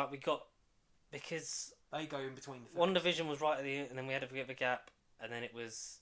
Well, not even a bit of a gap, like a week or so, and then it was that, and then we had a nice gap, and then I like the gap because I like the breathing space of let's digest what's happened, not like hey, you're still coming to terms with the multiverse being fucked, but here's what if. Hey, you're still coming to terms with the fact that Killmonger is definitely a sneaky bastard, but here's Hawkeye. Yeah, no. So I'm trying to process the gap. So Hawkeye, we know 6 episodes, 45 24th minutes. of November. We've got so 6 weeks from 24th of November puts us 2, 3, 4, 5, 6. The 29th of December. So that's telling me that Miss Marvel, if it's calculated for WandaVision, it's going to be out. Watch that come out on New Year's Eve. No, just so they can say yes, it was out in 2021. We called it. Yeah, no, it can't. No, that'll be I'd say like a February, like you said, but February, March. So we've got say Moon Knight was the last one, wasn't it? Out of the new 3, because they announced the original 4. Yes. And then they announced like What If and Miss Marvel. 3 more things. They did Miss Marvel, She-Hulk, and Moon Knight. So let's say Moon Knight comes out the same time as Hawkeye. Let's say November to October next year. Maybe slightly earlier, depending on. You've still got Secret Invasion. That's out next year, as far as we're aware, or is it? Yeah. Exactly, so that could be further down into the 23. You've got the Wakanda series. Right. But when Wakanda Forever, we know, is out July the 8th next year. Yeah. So, will it be around that time, or will that be further later? Back? It would give you a thing of like, okay, digest what's happened. Let's honour Chadwick Boseman, because he's been fucking brilliant in What If. Again, he was this week. Yes. Which this week felt... I know, like, his words and that in the zombie one were like, oh, they're very poignant, but it was this week that I was a bit like... Because he's in the plane of existence that isn't necessarily the living, because we're not going to talk about it yet. Okay. Secret Invasion, Armor Wars. When the fuck is that? Yeah. Ironheart. Yes, Ironheart. Maybe so. We might have 3, 4 shows, 5 movies. Is that too much? So then you've literally got like maybe a 3-week window where nothing Marvel's out. If Kang is going to be done by Ant-Man in February 2023, you're then going to do Secret Invasion like 2 months later. Like, I don't think so. Kang's not going to be done for a while. No, he should be the one to linger. I think he's going to be, because like we know we've got Madam. And in Loki season 2, where do you fit that in the equation? We've got Madam Hydra as the street level, and then Kang as the intergalactic. Yes, cosmic being. Interdimensional space threat. Twat. Yeah. But I was saying, because like I think because we said about it before, because it was a theory I had that they will do the opposite too, because where Thanos is like seeded, he's in the background. You don't see him, but you know, if you know the comics. And What If season 2? There's too many. But also like because of like the comic shorthand, you know what his storyline is going to be, because in terms of prolific big bads for the Avengers, it made sense for them to do that, because shorthand wise, he's going for the stones, but you can also explain that to the newcomers. Sort of tease that. Whereas if you had Kang after Kang in nearly every movie, each version of Kang learning from the last's mistakes getting a step further, literally wearing the Avengers down to where Kang nearly destroys all of time and then they actually stop him for good, like at the end of whatever this saga is. Yeah, Avengers. So instead of Infinity Saga, we'll call it the Interdimensional Cables Saga, or I don't know, the Multiverse Saga. The Multiverse Saga. Yeah, fuck it. Yeah.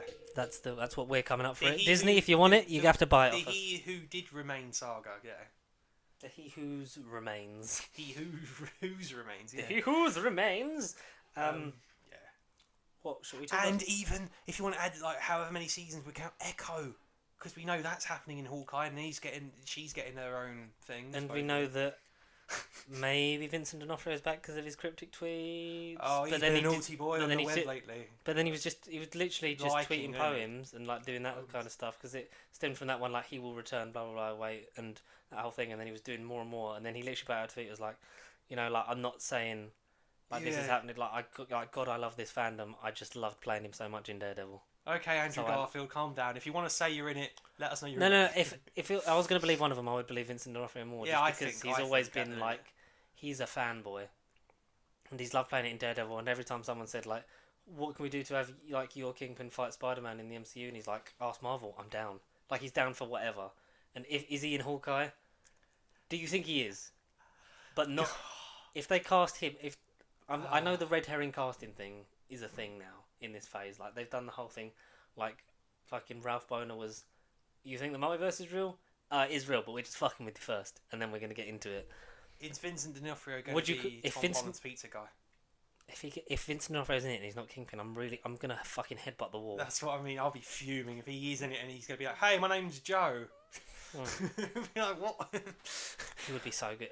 Like imagine if it ends like there's a post-credit scene with Vincent D'Onofrio Kingpin at the end of at the end of Hawkeye, at the end of the 6 episodes. If that was all it was, I would be like, yes, great. I've got goosebumps thinking about it.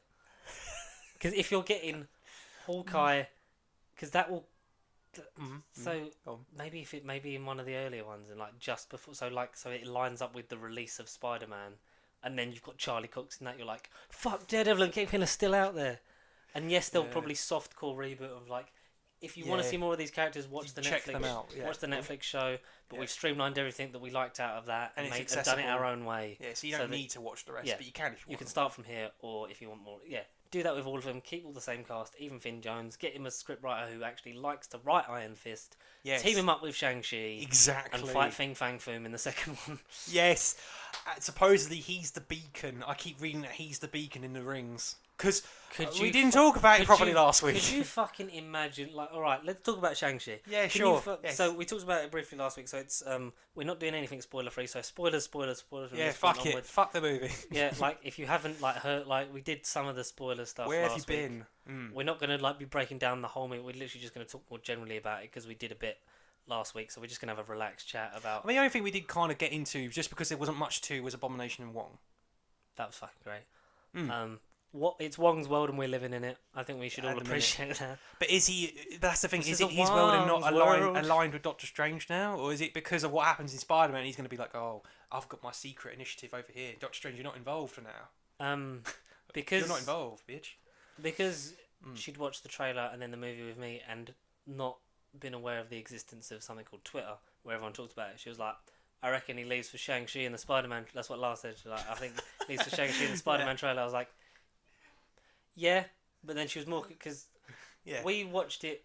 When was it in lockdown? Yeah, so mainly in lockdown we started because we watched because we watched stuff together. Shang-Chi hasn't been out for that long. we watched stuff together because that's what you do when. Sure, you got Shang-Chi. Did you have early access the whole time? Did you have like premiere access? No, I'm talking about because we obviously saw it on the Sunday because you saw it on the Friday and then the day it was out. Yeah, because that was when I was off.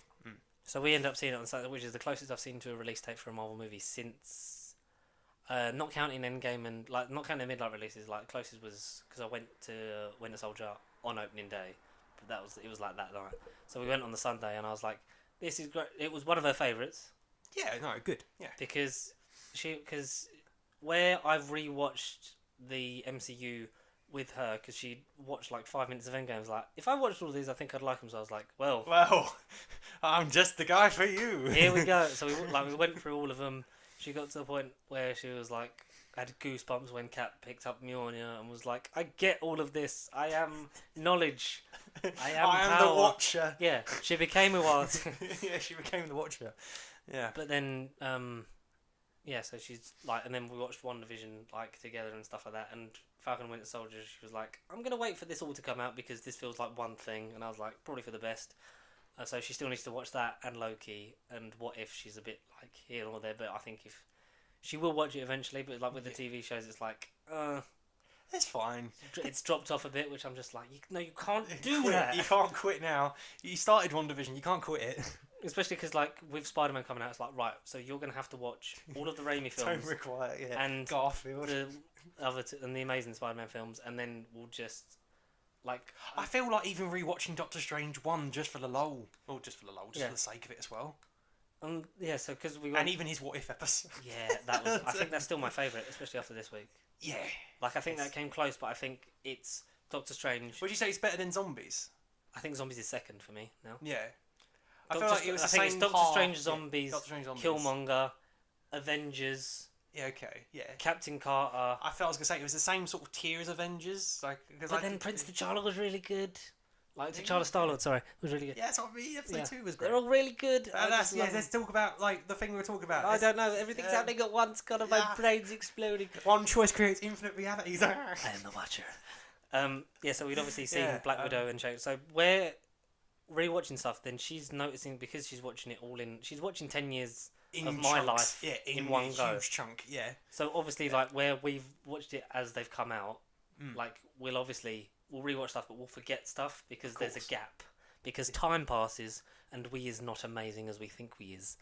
No. But like she would be noticing stuff and then be making points when I'd be like, yeah, I'd never thought of that before. I'd be like, that's a very good point. I don't well done. I don't remember which one it was for, but I was literally like, she's gonna break down the MCU now. Maybe she is a while too. But she was saying something. I was like, that makes a lot of sense. Like, why have I never thought? You know, like when Shuri goes like, why did you not just do this case for you? And it's like, because we didn't think of that. That's literally what I felt like. I was like, I don't know. Why didn't I think that? I don't know. But her favourite ones are the ones that are more self-contained. So she's a really big fan of Ant-Man. Both of them. I think she prefers the first one. Yeah, good. Just because of more like self-contained. And she really liked Doctor Strange because it was nice to then go back to that sort of story, and it felt like it was expanding, but also it was very much. She likes if it's in its own story and then goes, oh, by the way, this is part of the universe, which I think was the only distracting bit of the post-credit scenes for Shang-Chi. Was like, oh yeah, this is part of the thing. Yeah, that's what I mean. There's Bruce. Like, whereas on the whole, it felt like its own story, and so I think her top 3 are Black Panther, Shang-Chi, and Ant-Man. That's where I compare it to Black Widow. That's where Black Widow was like, no, you need to know the universe, you need to know this, you need to know that, and that kind of took away from it a little bit. If you're especially if you're a new goer, Shang-Chi you could watch and be like, okay, I appreciate this story, and then you get confused by the post credits. Yeah, because like they were saying on the Big Damn Cast, they were saying that like this feels like the first Phase 4 movie. It really does, yeah. Where it's a good jumping on point for the whole series. Like you could jump on at this point and be like, yeah, you don't necessarily need to know, but here's the back reading if you want to do it. But you can just like get involved with this one. I guess is the closest thing we'll get to like Iron Man 2008. I'm not saying in terms of quality. It felt a lot like that. But it will. This is like the tied up the loose ends of that. It did nicely. Thing, but also was like, no, this is a new hero. The representation, like we said last week, is fantastic. Simu Liao is amazing. Aquafina was not as annoying as I thought she'd be. She got better and went on the journey as the thing went forward. The whole Dragonstone armor thing was like, that's how he's going to survive cosmic battles with Galactus and things like that, and bigger enemies because he's got that. And the merger, and Tony Leung was he was great. An amalgamation character of the Mandarin and Fu Manchu. That's the one. Fu Manchu being, I think, Shang-Chi's father real from dead. the comics. Yeah, early comics. Yeah. But then like ties up the loose ends with like Trevor Slattery, who had a much bigger part than we. Well, I knew he was in a scene, and it turned out to be like half the runtime. And he was amazing. You know when that with his pet Morris. With that noise, like when the thing. Did you immediately know it was Trevor? Because I was like, when he's like, I was like, fuck, that's Trevor. Yeah, so was, like, I was kind of thinking like, I know. And as they got closer, it's become more of a like vocal warm-ups. I was like, oh fuck, it's Trevor. And that's the only point where I was like, who? I was like, you know, the bad guy from Iron Man 3, but he didn't really know he was evil. She was like, oh shit, yeah. Yeah, okay. Because she didn't watch All Hail the King, whereas I'd watched that originally on the DVD, and then because it was the only one that dropped on Netflix, I was like, this is Shang-Chi-ness, and I hope they drop the other 5 on there. Yeah, of course. You know, bring back that kind of thing that they did, because that was really cool. They were cool. Are they doing Marvel assembled for the movies, not just the TV shows? I don't think we know the answer to that. Because I think once Black Widow drops properly on Disney Plus, which is the end of October, and we know the DVD's out now, that would be a good time now to bring out the disassembled for that, or assembled, whatever it is. Because I don't think, not that I've looked at the features, I don't think they're on the disc. No, I'd love one for Shang-Chi. Yeah, of course, yes. I like some of the behind-the-scenes footage of him doing the bus thing on Simu Liao's Instagram. I'm like, this guy is so cool. Incredible. His series, Kim's Convenience, is on Netflix as well. Is it? I'm going to check that out. It looks really good. The only other thing... I mean, he was an extra. Energy. He was an extra in Pacific Rim. Wow. Look at him now. Extra. And then he was credited for one other like Chinese flick, and then now Shang-Chi. And now he's going to propel into superstardom, which you sort of get like that detracting thing of like, you know, your lives are going to change more. It's like, you know, you're going to do some Avengers shit, but also speaking to the actors of like, your lives are about to change. It was like a full moment nearly. You could get some rest. We could do that, Or wake up to the Hotel California. That seeing Wong pissed on karaoke. It's incredible. So, because someone made a good point on YouTube, it was like, this wouldn't have happened if he if he isn't friends with Doctor Strange. Like if he wasn't friends with Stephen, because you get that whole thing, harsh sternness, the librarian. But then, like after he calls him Beyonce, you can hear him listening to all the single ladies and he's like the joking thing, and they've taken the best bits of each other. Like Strange has become more stoic and serious, and like no, I have to do the serious things and blah blah blah. I know things we'll that still you don't. Yeah, but we'll still fuck up. Forget me not Spider-Man spells. I mean, on purpose or not, we will see. Oh, by accident. It's Peter's fault. But and Wong has become, he's earning money on the sly doing cage fights with Abomination, which we don't exactly know the and then going out and getting pissed and doing karaoke with Shang-Chi. It's like what? Or no, Shang. Shang. That was the Shang. We all That's what I was saying. Is that my name? It's like changing my name from. Do you know what I fucking loved when he's giving his backstory and they get interrupted by the stewardess? Chicken or beef? Chicken. Yeah. Oh, we're all out of chicken. So I'll have the beef. Oh yeah, and you will have the beef too. 2 beefs. I was like shit like that. I was like, that is fucking brilliant. It's well written. It's just so well done, man. I love it. Honestly, it was a really good movie. It's one of my like in terms of new introduction heroes, like origin stories. It's up there. It has to be. I think for me, in terms, so if you're doing all of them, well, because they did a ranking, didn't they? Like it was either Digital Spy or something like that. Did the where does Shang-Chi rank in terms of the origin stories? Mm. And it was I think it was in like the top 6, something like that. Top 6. Iron Man was the number 1, but I was like, that feels like a bit of a cop out. Yeah, like it is great, but it's probably is it the best origin? Like it's one of the best movies, but is it the best? MCU origin stories. I like it. It's up there for me with Insider, Strange, Shang-Chi, and probably Black Panther. If you're gonna like the new wave of superhero introductions. Yeah. Okay. Yeah. Past Avengers. Yeah. Like in terms of post Phase 2 into Phase 3 and 4, that's where sort of I'm at with it. That's where you're at. Because Ant-Man I think's good, but a lot of the overlingering from the villain and the third act is the problem. No, for me, the overlingering thing of like this is Peyton Reed making an Edgar Wright film, and then Ant-Man and the Wasp is like this is totally Peyton Reed's vision. Like you don't have the overhang of Edgar Wright. Fuck me, can't even talk. So Peyton Reed gets to make his own film without the overhang of Edgar Wright's influence and involvement in the first one because he was linked to it for so long. Even though that movie would have been great, we'll never know, and that's fine. Because like what we got with Ant-Man and the Wasp and where it's going to go in Quantumania, I think it's for the good of the character and for that, and I know that for the good of the universe as well. Quantumania, like he would have had to link it in anyway, but like obviously it was when all the interference stuff, and then after that it was make your own movie, just have this and this, and have it lead to this. Was the whole then attitude, which worked better because then you got great stuff from Taika, the Russos, who else? Derrickson. It's a shame that he's not doing it, but then we're going to get Raimi for the second Strange, so yeah, excited. It's a good 8.5, 9 out of 10 for me.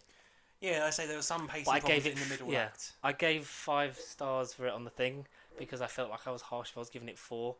So it was just over a 4, but not quite a 5-star movie on the review on the social media. I don't know if I need to sort of score things. I think as I post my stories, I don't really give a score because I'm too in the moment when I post them. But mine's very much in the moment. But a second rewatch will probably sort of cement it where it is for me. Determine it, yeah. No, it was the quickest Marvel movie I've seen twice, so that is obviously a good sign. I don't know if I particularly got a lot more from it the second time around, but it was just I don't know, just yes, I enjoyed it just as much both times around. I gave that 5. I gave Free Guy 5. I gave the Suicide Squad 5. Yeah, of course. Yeah. That's that's it. Incredible Hulk, Mr. Captain Marvel. I feel like there's another one I did. I really did enjoy it. And these guys are going to go on to superstardom, and the representation and everything it does now for it changed the game. It was a breath of fresh air in terms of like we know the oversaturation and the fatigue that we're going to get is like it's going to be felt more years than others, But stuff like this gives it a refresh and like, nah, there's still a lot to unpack and enjoy in it, and it was really good. Just like there was a lot to unpack and enjoy in this week's What If. Yeah, in What If, yes. What if, in the vast timeline of realities, we ponder the question, what if? So yeah, this week's was kind of, I suppose for a lot of people, one of the more anticipated Black ones. Widow I gave 4 stars. That was the first one I reviewed. Sorry. Black Widow. This episode of What If is one of the more anticipated ones, and the ones that kind of caught my eye was when Killmonger catches the missile aimed for Tony Stark's face, and he chucks it, and Killmonger and Tony Stark are best friends. Or essentially, the episode's called What If Killmonger Saved Tony Stark? Yeah. But I looked at it as what if there was no Iron Man? Essentially. So Killmonger saves Tony Stark from the missile that puts shrapnel in his heart, and essentially, like we get with the bits with Uatu, it's like heroes are forged in, like, they're not born, they're made in darkness. Yes. You see the montage of him hammering in animation form the first Iron Man helmet, the group shot from Avengers, which we kept seeing in the trailers, and then like the bit from the trailer we thought was going to be in a What If story, but it's just like a flashback clip of him with the Infinity Stones going, I am man. The guy who plays him does a really good Tony Stark voice. Yeah, it's not Robert Downey. There was 3 absences I noticed. In the same way that the Chris Evans was really good in terms of like, it's not. He sounds like Chris Evans, and he does a good job of being Robert Downey Jr. I suppose. Yeah. I need to get the actor up. Yeah, you get that up. So we get the events of Iron Man are basically avoided because we get the whole opening bit again, which is really good, and even in terms of like the animation of the same thing of like the way you go, stay here, turns around, gets shot through the cab, and then goes out and all that, and with the phone, and you're like, oh, great attention to detail. You think it's going the way it's going, and then Killmonger throws the missile because he was on an inside mission inside the 10 Rings and found out about attempt to kidnap Tony Stark, blah blah blah, and we get like an alternate sort of like almost all of the MCU, but it happens in 2008 to 2010, which is really weird. Yeah, because we get one of the characters is a lot younger than she is in film. very much younger. I didn't think it was her, but I was like, that's her. Obadiah Stane is played by a different actor. Definitely not Jeff Bridges. Pepper's different, and is, spoilers, Shuri. Shuri's not Letitia Wright, because obviously she's meant to be a lot younger because it's 2008, so it's 10 years before. Yes. 10 years at least in our universe. Well, 8 years in terms of the bit where it's the crowning of him after the death of his father, because that was 2016 in Civil War, when it's literally after his death. Mick Wingert. Mick Wingert. Wingert, yeah. I don't know that name, but Mick Wingert. I've heard it before mentioned somewhere, I don't know where. He was really good as Tony Stark, and because he never got shrapnel, he never became Iron Man, he never went on that journey, so while the man, like the really good line, while the man was saved, the hero was lost. Yes, that line was cool. Yeah, deep.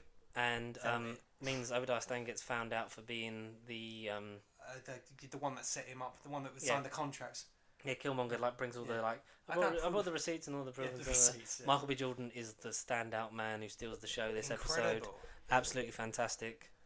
And really good subtle approach to the voice. Like in terms of like some of them haven't really like some of the having the MCU actors as them is the shorthand of you hear the voice, so you automatically it's like happening in animation, but like you know that this you can imagine it happening in the live action world. It's just the shorthand for your visual receptors.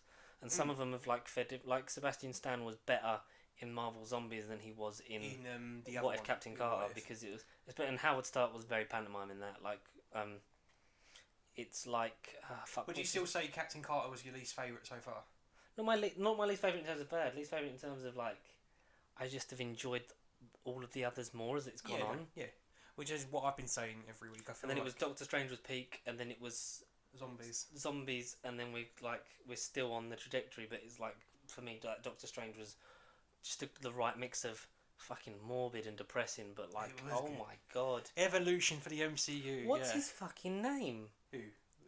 Dominic Cooper. Yeah, Dominic Cooper in the first episode, he's a bit sort of paranoid, like, I see. It's like, Pepper, yeah. A woman as Captain America, Captain Britain. And like stuff like that. But obviously Stan gets found out quicker, then gets arrested. Happy's in it as well. Like we actually get John Favreau. Yes, and he's like... That should have been my position. Yeah, he was sulking, yeah. Killmonger becomes the head of security, but then he becomes the COO. They're developing drones, a bit sort of akin to the Iron Man 2 plot of the Hammer tech drones. Yeah. I didn't think of that, but yeah, definitely Sam Rockwell-esque, yeah. Justin Hammer. Mixed with like what technology he would have poured into Iron Man, but it's just like fighting drones. But you find out like throughout the episode that Killmonger is playing everyone off of each other. Yes. Like he got in on the 10 rings to find out about the assassination, to then sell them out, to then get Tony to use his like friends to, and you get Claw played by Andy Serkis, who sounds exactly like he does from Black Panther. Oh, amazing. It's nice that we get Don Cheadle playing Rhodey in the Iron Man 1 timeline, so it's like... Yeah, good, so they've totally negated... But again, like, not in terms of, obviously, because skin tone-wise, like, he's a lot darker than Terrence Howard, but in terms of the fact they've made the facial middle ground in terms of the features, which they did in... what for Hulk you talking about? Yeah, in the, when Hank Pym kills all the Avengers episode. Spoilers, Avengers episode, yeah. They get the nice mix between Ruffalo Nolan and Ruffalo in terms of the the visuals of his face, but it's still Ruffalo voicing him. So you're like, oh, that's a nice in between of like, so he looked different, but so like some of the features were like it was not just Don Cheadle's influence, yeah. So that was cool, but he gets killed off by because Black Panther arrives. Yes, we get more of Chadwick Boseman as T'Challa. Before him and Rhodey are both brutally killed. And actually stabbed, and just like, oh, they're dead. Iron Man. Because Killmonger's motive becomes clear, so they're buying the vibranium. So then he kills T'Challa. It's like nothing personal. Like he's just trying to get hold of this vibranium. Obviously, you get the. Always wanted to find my way back on. What is it?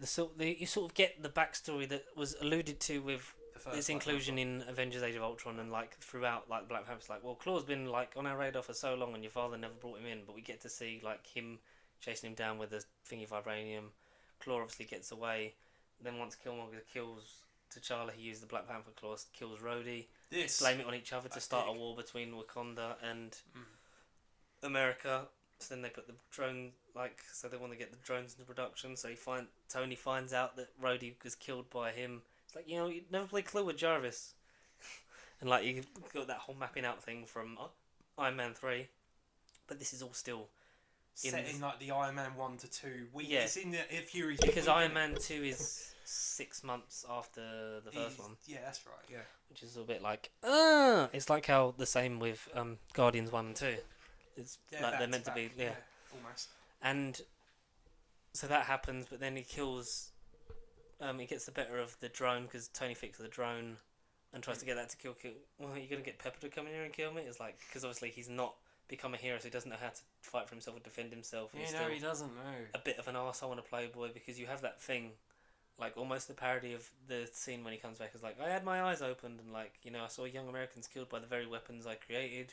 So that's why we're going to build them bigger and badder and for them. And it's like, oh. That's different, yeah. That's not Iron Man, that's just Tony Stark. Killmonger then kills Tony. So we've seen Tony Stark dead three times in this series. Oh, he ain't coming back, folks. He's gone. Yeah. It's a nice little sort of joke. He's like a big FU for Marvel fans. He's dead. You're looking for more Tony? Yeah, we're just going to keep killing him to subvert expectations. Stop hassling us, he's dead. And that's like, because his ultimate plan is to use it to get step by step up the ladder and then back to and then like tracking down Wakanda because he gets the drones signed over to General Ross, who's also that's not William Hurt because he wasn't in it in Hulk either. No. So I think it's the same guy that played him in the Hulk episode bit of the Avengers episode. Yeah. And so then they've been fully mass produced, so they're going to go to war with Wakanda. So then he takes Claw to then find like, okay, we'll get more vibranium, but then he still kills him like he does in Black Panther and takes him for the sacrifice. But because T'Challa's legitimately dead, he gets in and like his uncle, like T'Chaka, actually like accepts him and he gets in and he's weaseled his way up to there because obviously he wants the throne. But he manages to convince a young Shuri that they'll let them in and then they'll put the thing down and then they'll lose their signal with Jarvis, which he does. It's like, you'll always have a home here no matter where you go. And he's like, I wanted a bit more than that. And then starts the drones up again, so then they have a fight. Like, saves Okoye, like, gets Okoye in danger but saves her. Angela Bassett actually kicking, like, she's the general of the army, like, in 2008. Yeah. And we are robbed of live action Angela Bassett kicking the shit out of some people. Oh, God, it was so... And then, obviously, like, become, like... I want to serve Wakanda, and it's like he then becomes Black Panther. Has the seed and everything, and then we get your favourite bit, or your favourite bit. Well, the most touching, I think, the most touching in terms of like, there's not many Chadwick Boseman performances left. We've got 3 episodes left. Apart, like, I read previously he was in 4, so we've had 3 episodes of him. So he'll be in Guardians of the Multiverse as T'Challa Star-Lord probably. But then I swear, in the 4 episodes, when you see the group shot, Black Panther's armor is there, like in the team up. So it might be Killmonger, Black Panther, and Star-Lord. Didn't think it could be Michael Jordan again. Yeah, because then that will be them reunited and. Because he's Star-Lord's in that shot, of course. Yeah. Yeah, because obviously we've had a Star-Lord T'Challa, a half-leggy and surviving the zombie apocalypse T'Challa, who's then killed by zombie Thanos presumably as soon as they get back to Wakanda. Yeah. Dead T'Challa. And then we're gonna, probably see the Star-Lord one again, but like the whole thing of like he's on the immortal plane, like the passing over, because death is not the end thing from the film, and when he lays down in the sand has the heart-shaped herb, like, was it worth it? Like, you will get your justice on your plane or in ours. And I was like, that was nice. And that was really more touching for me because it was like he's in the ghost world and it's like he's actually, it's like Force Ghost almost. Force Ghost. Luke Skywalker, like, him lying to everyone and killing his way up to become the Black Panther. It's like, is this what you wanted? Like, you got the throne, is that what you wanted? Or whatever it was. Are you power unearned becomes like a volatile thing or whatever. It's like, it will get the best of you in the end. You'll get the best of you in the end on your plane or in ours. And it's like, that's deep. What a wise man, even for a younger T'Challa, because he was obviously Black Panther while his dad was still king, and then was like, now I have the. When he turned up in the armor, like Black Panther turned up earlier, I thought it was going to be T'Chaka. I just it was going to be the father, not T'Challa. Or one of his last missions thing. I don't know, I had that kind of hint. I was like, is it going to be T'Chaka? But also our sting is that Shuri has gone to Pepper and they're forming their own sort of thing. Avengers, like they're gonna stop Killmonger themselves, because obviously they don't know that Captain Ice and all the others are out there. It's only 2 people Avengers, female Avengers. Because we've had because the thing I love about the What If comics is they're all so bleak, apart from the Jessica Jones one where she gets married to Captain America after she becomes an agent of S.H.I.E.L.D. or something. And blimey, really? Yeah. It's like she's the only one that gets, because I think it's because her life was so shitty before. Yes, she just gets a nice ending. Shit makes a positive. We've been left with a possible Captain Carter in the Avengers on that universe. We've been left with Ego taking over the universe because no one was there to stop Peter from getting captured. Yeah. With T'Challa Star-Lord, you've got all the Avengers are dead and Loki is ruling over the Earth, but it's Nick Fury versus Nick Fury with both Captains Marvel and America. That's right. Yeah. Getting ready to fight the fight. You've got the 3 bandit, like Paul Rudd in a jar. Do you think that's going to be the ideas for season 2? Do you think it's just going to be continuations of these episodes for season 2, or do you think they're just going to? You could continue some of these, but then I'd sort of be like, lose the appeal. Yeah, because like only some of the what ifs are like, that's a popular storyline. We'll sort of see how that plays out in a longer form thing. I think you could get a few of them in here, but apart from that, it's like I like the whole thing of like you've seen, like so many different versions of. Like these characters, like you've seen Tony die 3 times, you've seen different T'Challas, you've seen all this, and it's just great. I have no idea what the episode 7 or 8 are going to be. We're assuming Guardians of the Multiverse is the last one. 7 is going to be 4 because that's the only one from actual footage where we're like, the one. Then there's like, another one. Slow down a little bit. Not for me, of course. I understand everything or whatever. Yeah. Yeah, there is another episode in between that we don't know. Unless that's going to be like part 1 to the Guardians of the Multiverse, maybe. I doubt they do a 2-parter. And I don't know. I can't picture what I imagine the last one will just be a longer episode, because there's. And so again, the Watcher didn't interfere again this week. But we keep getting more and more of him. Shots in the Jeffrey background. Wright is just like, yeah, look, this is my face. I am the Watcher.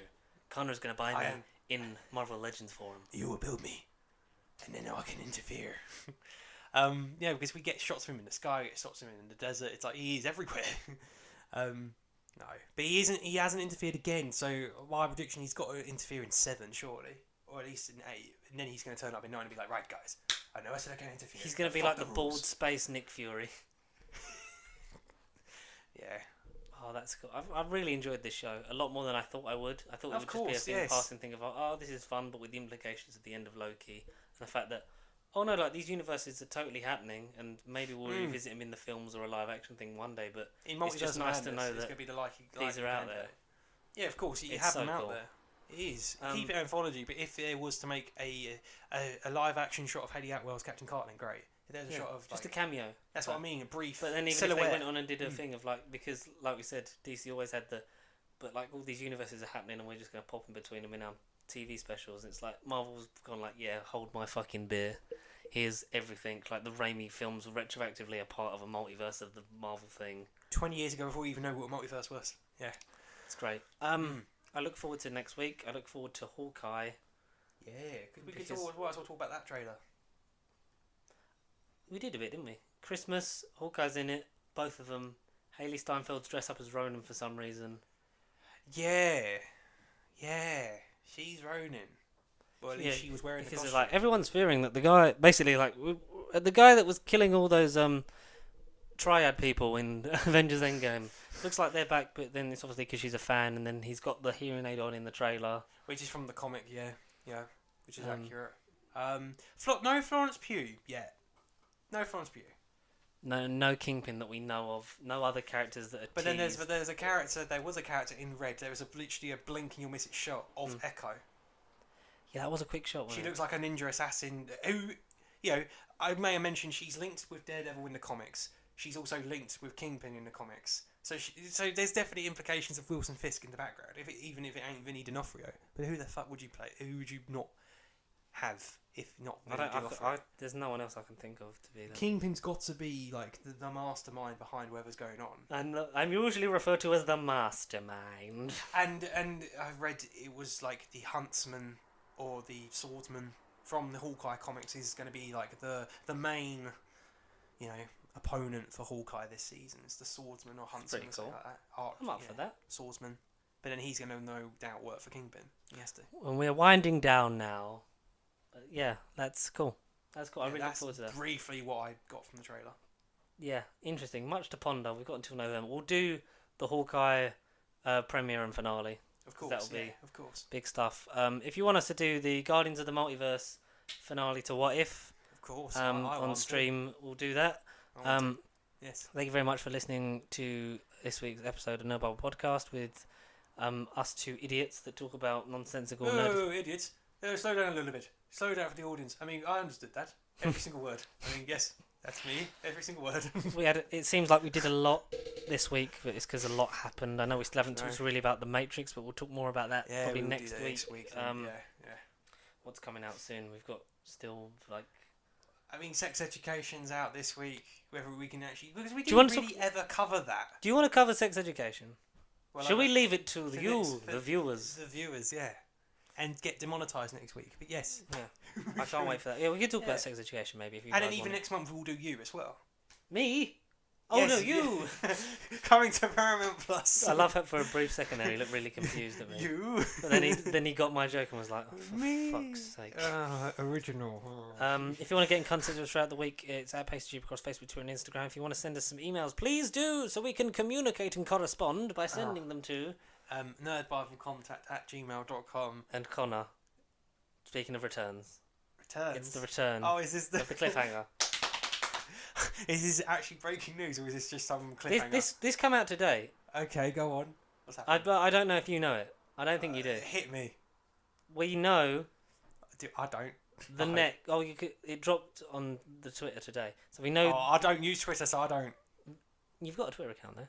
I don't use it. No, I don't go on it. We've got the next Doctor Who animated reconstruction. I don't know it. So it was in this week's Doctor Who. Is it Will in Space? We got it in the It's in the Doctor Who magazine article, which I think is either the one coming out, but the thing dropped, like artwork dropped for it. Then it was confirmed, and then Doctor Who put the trailer out for it. Well, not the trailer, but just It was the trailer of everyone except the characters. Oh no, are you going to say Can you guess what it is? I'll tell you what it is. Is it a Troughton or Hartnell? I'm not going to tell you. You got to guess. I don't know how many Troughtons we got left. Only 2 or 3, I think. Does it just say the title and I'm going to have to confirm? It's the title, and I know whose it was anyway. But I'll show you the artwork of the thing. Is it like Celestial Toymaker or something stupid? Do you want to know? Yeah, go on then. What is it? Oh, Galaxy. Yeah, but we've already had a reconstruction, so that's kind of yeah, Azkaban. No, I know. Yeah. Galaxy 4, man. Cool. The first fully animated recreation of a Hartnell story will be released by BBC Studios later this year. 4-part adventure. This year? Oh. Rumours are November. But there's still gaps for collections. Oh, of course there is. Because I think it's Chris Chapman. I think it's on Twitter. Who makes a lot of the documentaries for the Blu-ray, or because he calls it the Hooray docs, which is like nice. Wow, witchy man. And he makes some of them. So he's been doing like rough cuts of these. Like it's this length. It will probably end up being like 20 minutes or something. Like he's been out filming stuff, and of Dark Dimension and Review of Death.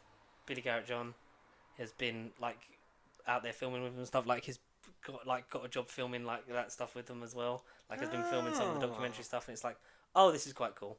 I can't wait to see what they are. Because we still don't know the season, but there is a. Do you know the season that was listed? No. What for the next collection? It ain't gonna be a 60s one, is it? It's not 60s. So it was the same. So one of them things that then appeared on an internet listing, and then in the terms of like this one's coming out next, this one's coming out next, and then they got a pre-order thing of like Doctor Who season something 17. No, is it? No, I don't want shitty Horns of Nine one. It's not. No. It's not had a full. Here's the eccentric trailer. Pre-order it now. But first, you be Lord Aimon, order this set right now. It means 1, we get Horns of Nine on Blu-ray, which I'm fucking excited about. No. But 2, we're gonna get to see. Destiny of the Daleks. No, we're gonna get to see how they deal with lost stories, because 1 is Sharda gonna be on it. And 2, of course, Sharda should be on it. Sharda. So will it be on it? And if so, which version will you get? The fully animated newer one, or will you get the original sort of like release that came in the 30 years in the TARDIS double pack? The BBC. Will you get the McGann one, the BBC animated one thing, webcast, whatever it is? Oh yeah, so like all three. So are we going to get one? But that's not fully like this is definitely happening, as opposed to here's Galaxy 4. Guys, everyone's clicked off the video at this point anyway. They didn't hear It's on the listing for a pre-order on our website, but we've not had anything artwork, official, a look, or any confirmation by anyone else. New 2-disc release set will print an animated Galaxy 4 in both colour and black and white. Good. The new animation is done by Big Finish Creative. Nice. Okay. Yeah, Big Finish. Right, so don't do Web of Fear again. Whatever you do. So it includes. The disc will also include a remastered version of the surviving 3rd episode Airlock, which was the one found just before the anniversary. Yeah. Remastered surviving clips from episode 1, 400 Dawns. Yep. Reconstructions of episodes 1, 2 and 4 using photos and other images, audio commentaries, a making of documentary, which the making of documentary for Web of Fear is meant to be really good and basically says like, look, this is our thing and like how we do it and how they're taking so long, but we want to get all of them done, and it's just a shame they're not all done by the same people, those studios and stuff. Okay. Photo gallery and subtitle production notes. It's scheduled for release this autumn. Price to be confirmed, and obviously exact date. They did release the trailer on Doctor Who. That's because that thing doesn't always click in properly. Jesus. You had a shock. Jump scare. I went to another galaxy then, nearly. So how do you feel about that? I was kind of anticlimactic, but I mean, it's on the Aztec DVD, the reconstruction, 1, 2, well, and like 4. the telesnaps. Yeah, which is on there anyway. But episode 3 was animated. I don't think it was animated actually. Well, it might be. I can't remember. The animation's new. I'm going to turn that down so we get copyrighted. The animation's new then. Yeah, it's the new style. Oh, and the Evil of the Daleks, the BFI event was the weekend just gone. People like Dominic G. Martin and Billy was there. Adam Martyr, like loads of like really well known and really cool Doctor Who YouTubers went down there, and they were like, "Yeah, it's probably my favourite animated rig." They were saying like, "I think it's the best one." Oh, like from some of the reactions. And we're getting it later this month. Later this month. Oh, I mean that looks beautiful. The colour palette's really nice and the detail's good. Gorgeous. Yeah. But they don't show any of the people. Yeah, so that's up for pre-order. Okay. I'm gonna. Should we look if it's on Amazon? Because we haven't pre-ordered anything on Amazon in here since season 19. So. Live on there anyway. Yes. Okay. But yeah, that's it. That's the thing. And I'm glad you were here. It's Hartnell, though. I'm glad it's a Hartnell. As a lot of people say on Twitter, please go and show support for this, because it means that they'll know that there is a market for Doctor Who William Hartnell stories. That's the steelbook. $28.99. The date on there at the moment says Monday the 15th of November. 15th. Yeah, but no doubt they'll always get a delay of some sort. October, yeah. Pre-ordering right now. Well, I will once the data wants to load, and I'll Until next time, yeah, I'll order it. We will see you in the future. Or in the past, in some other timeline. Anyway, in the meantime, you can just ponder the question as to when my next video will be out. What if, or more like when if? When if? Where are you, girl? When if outro.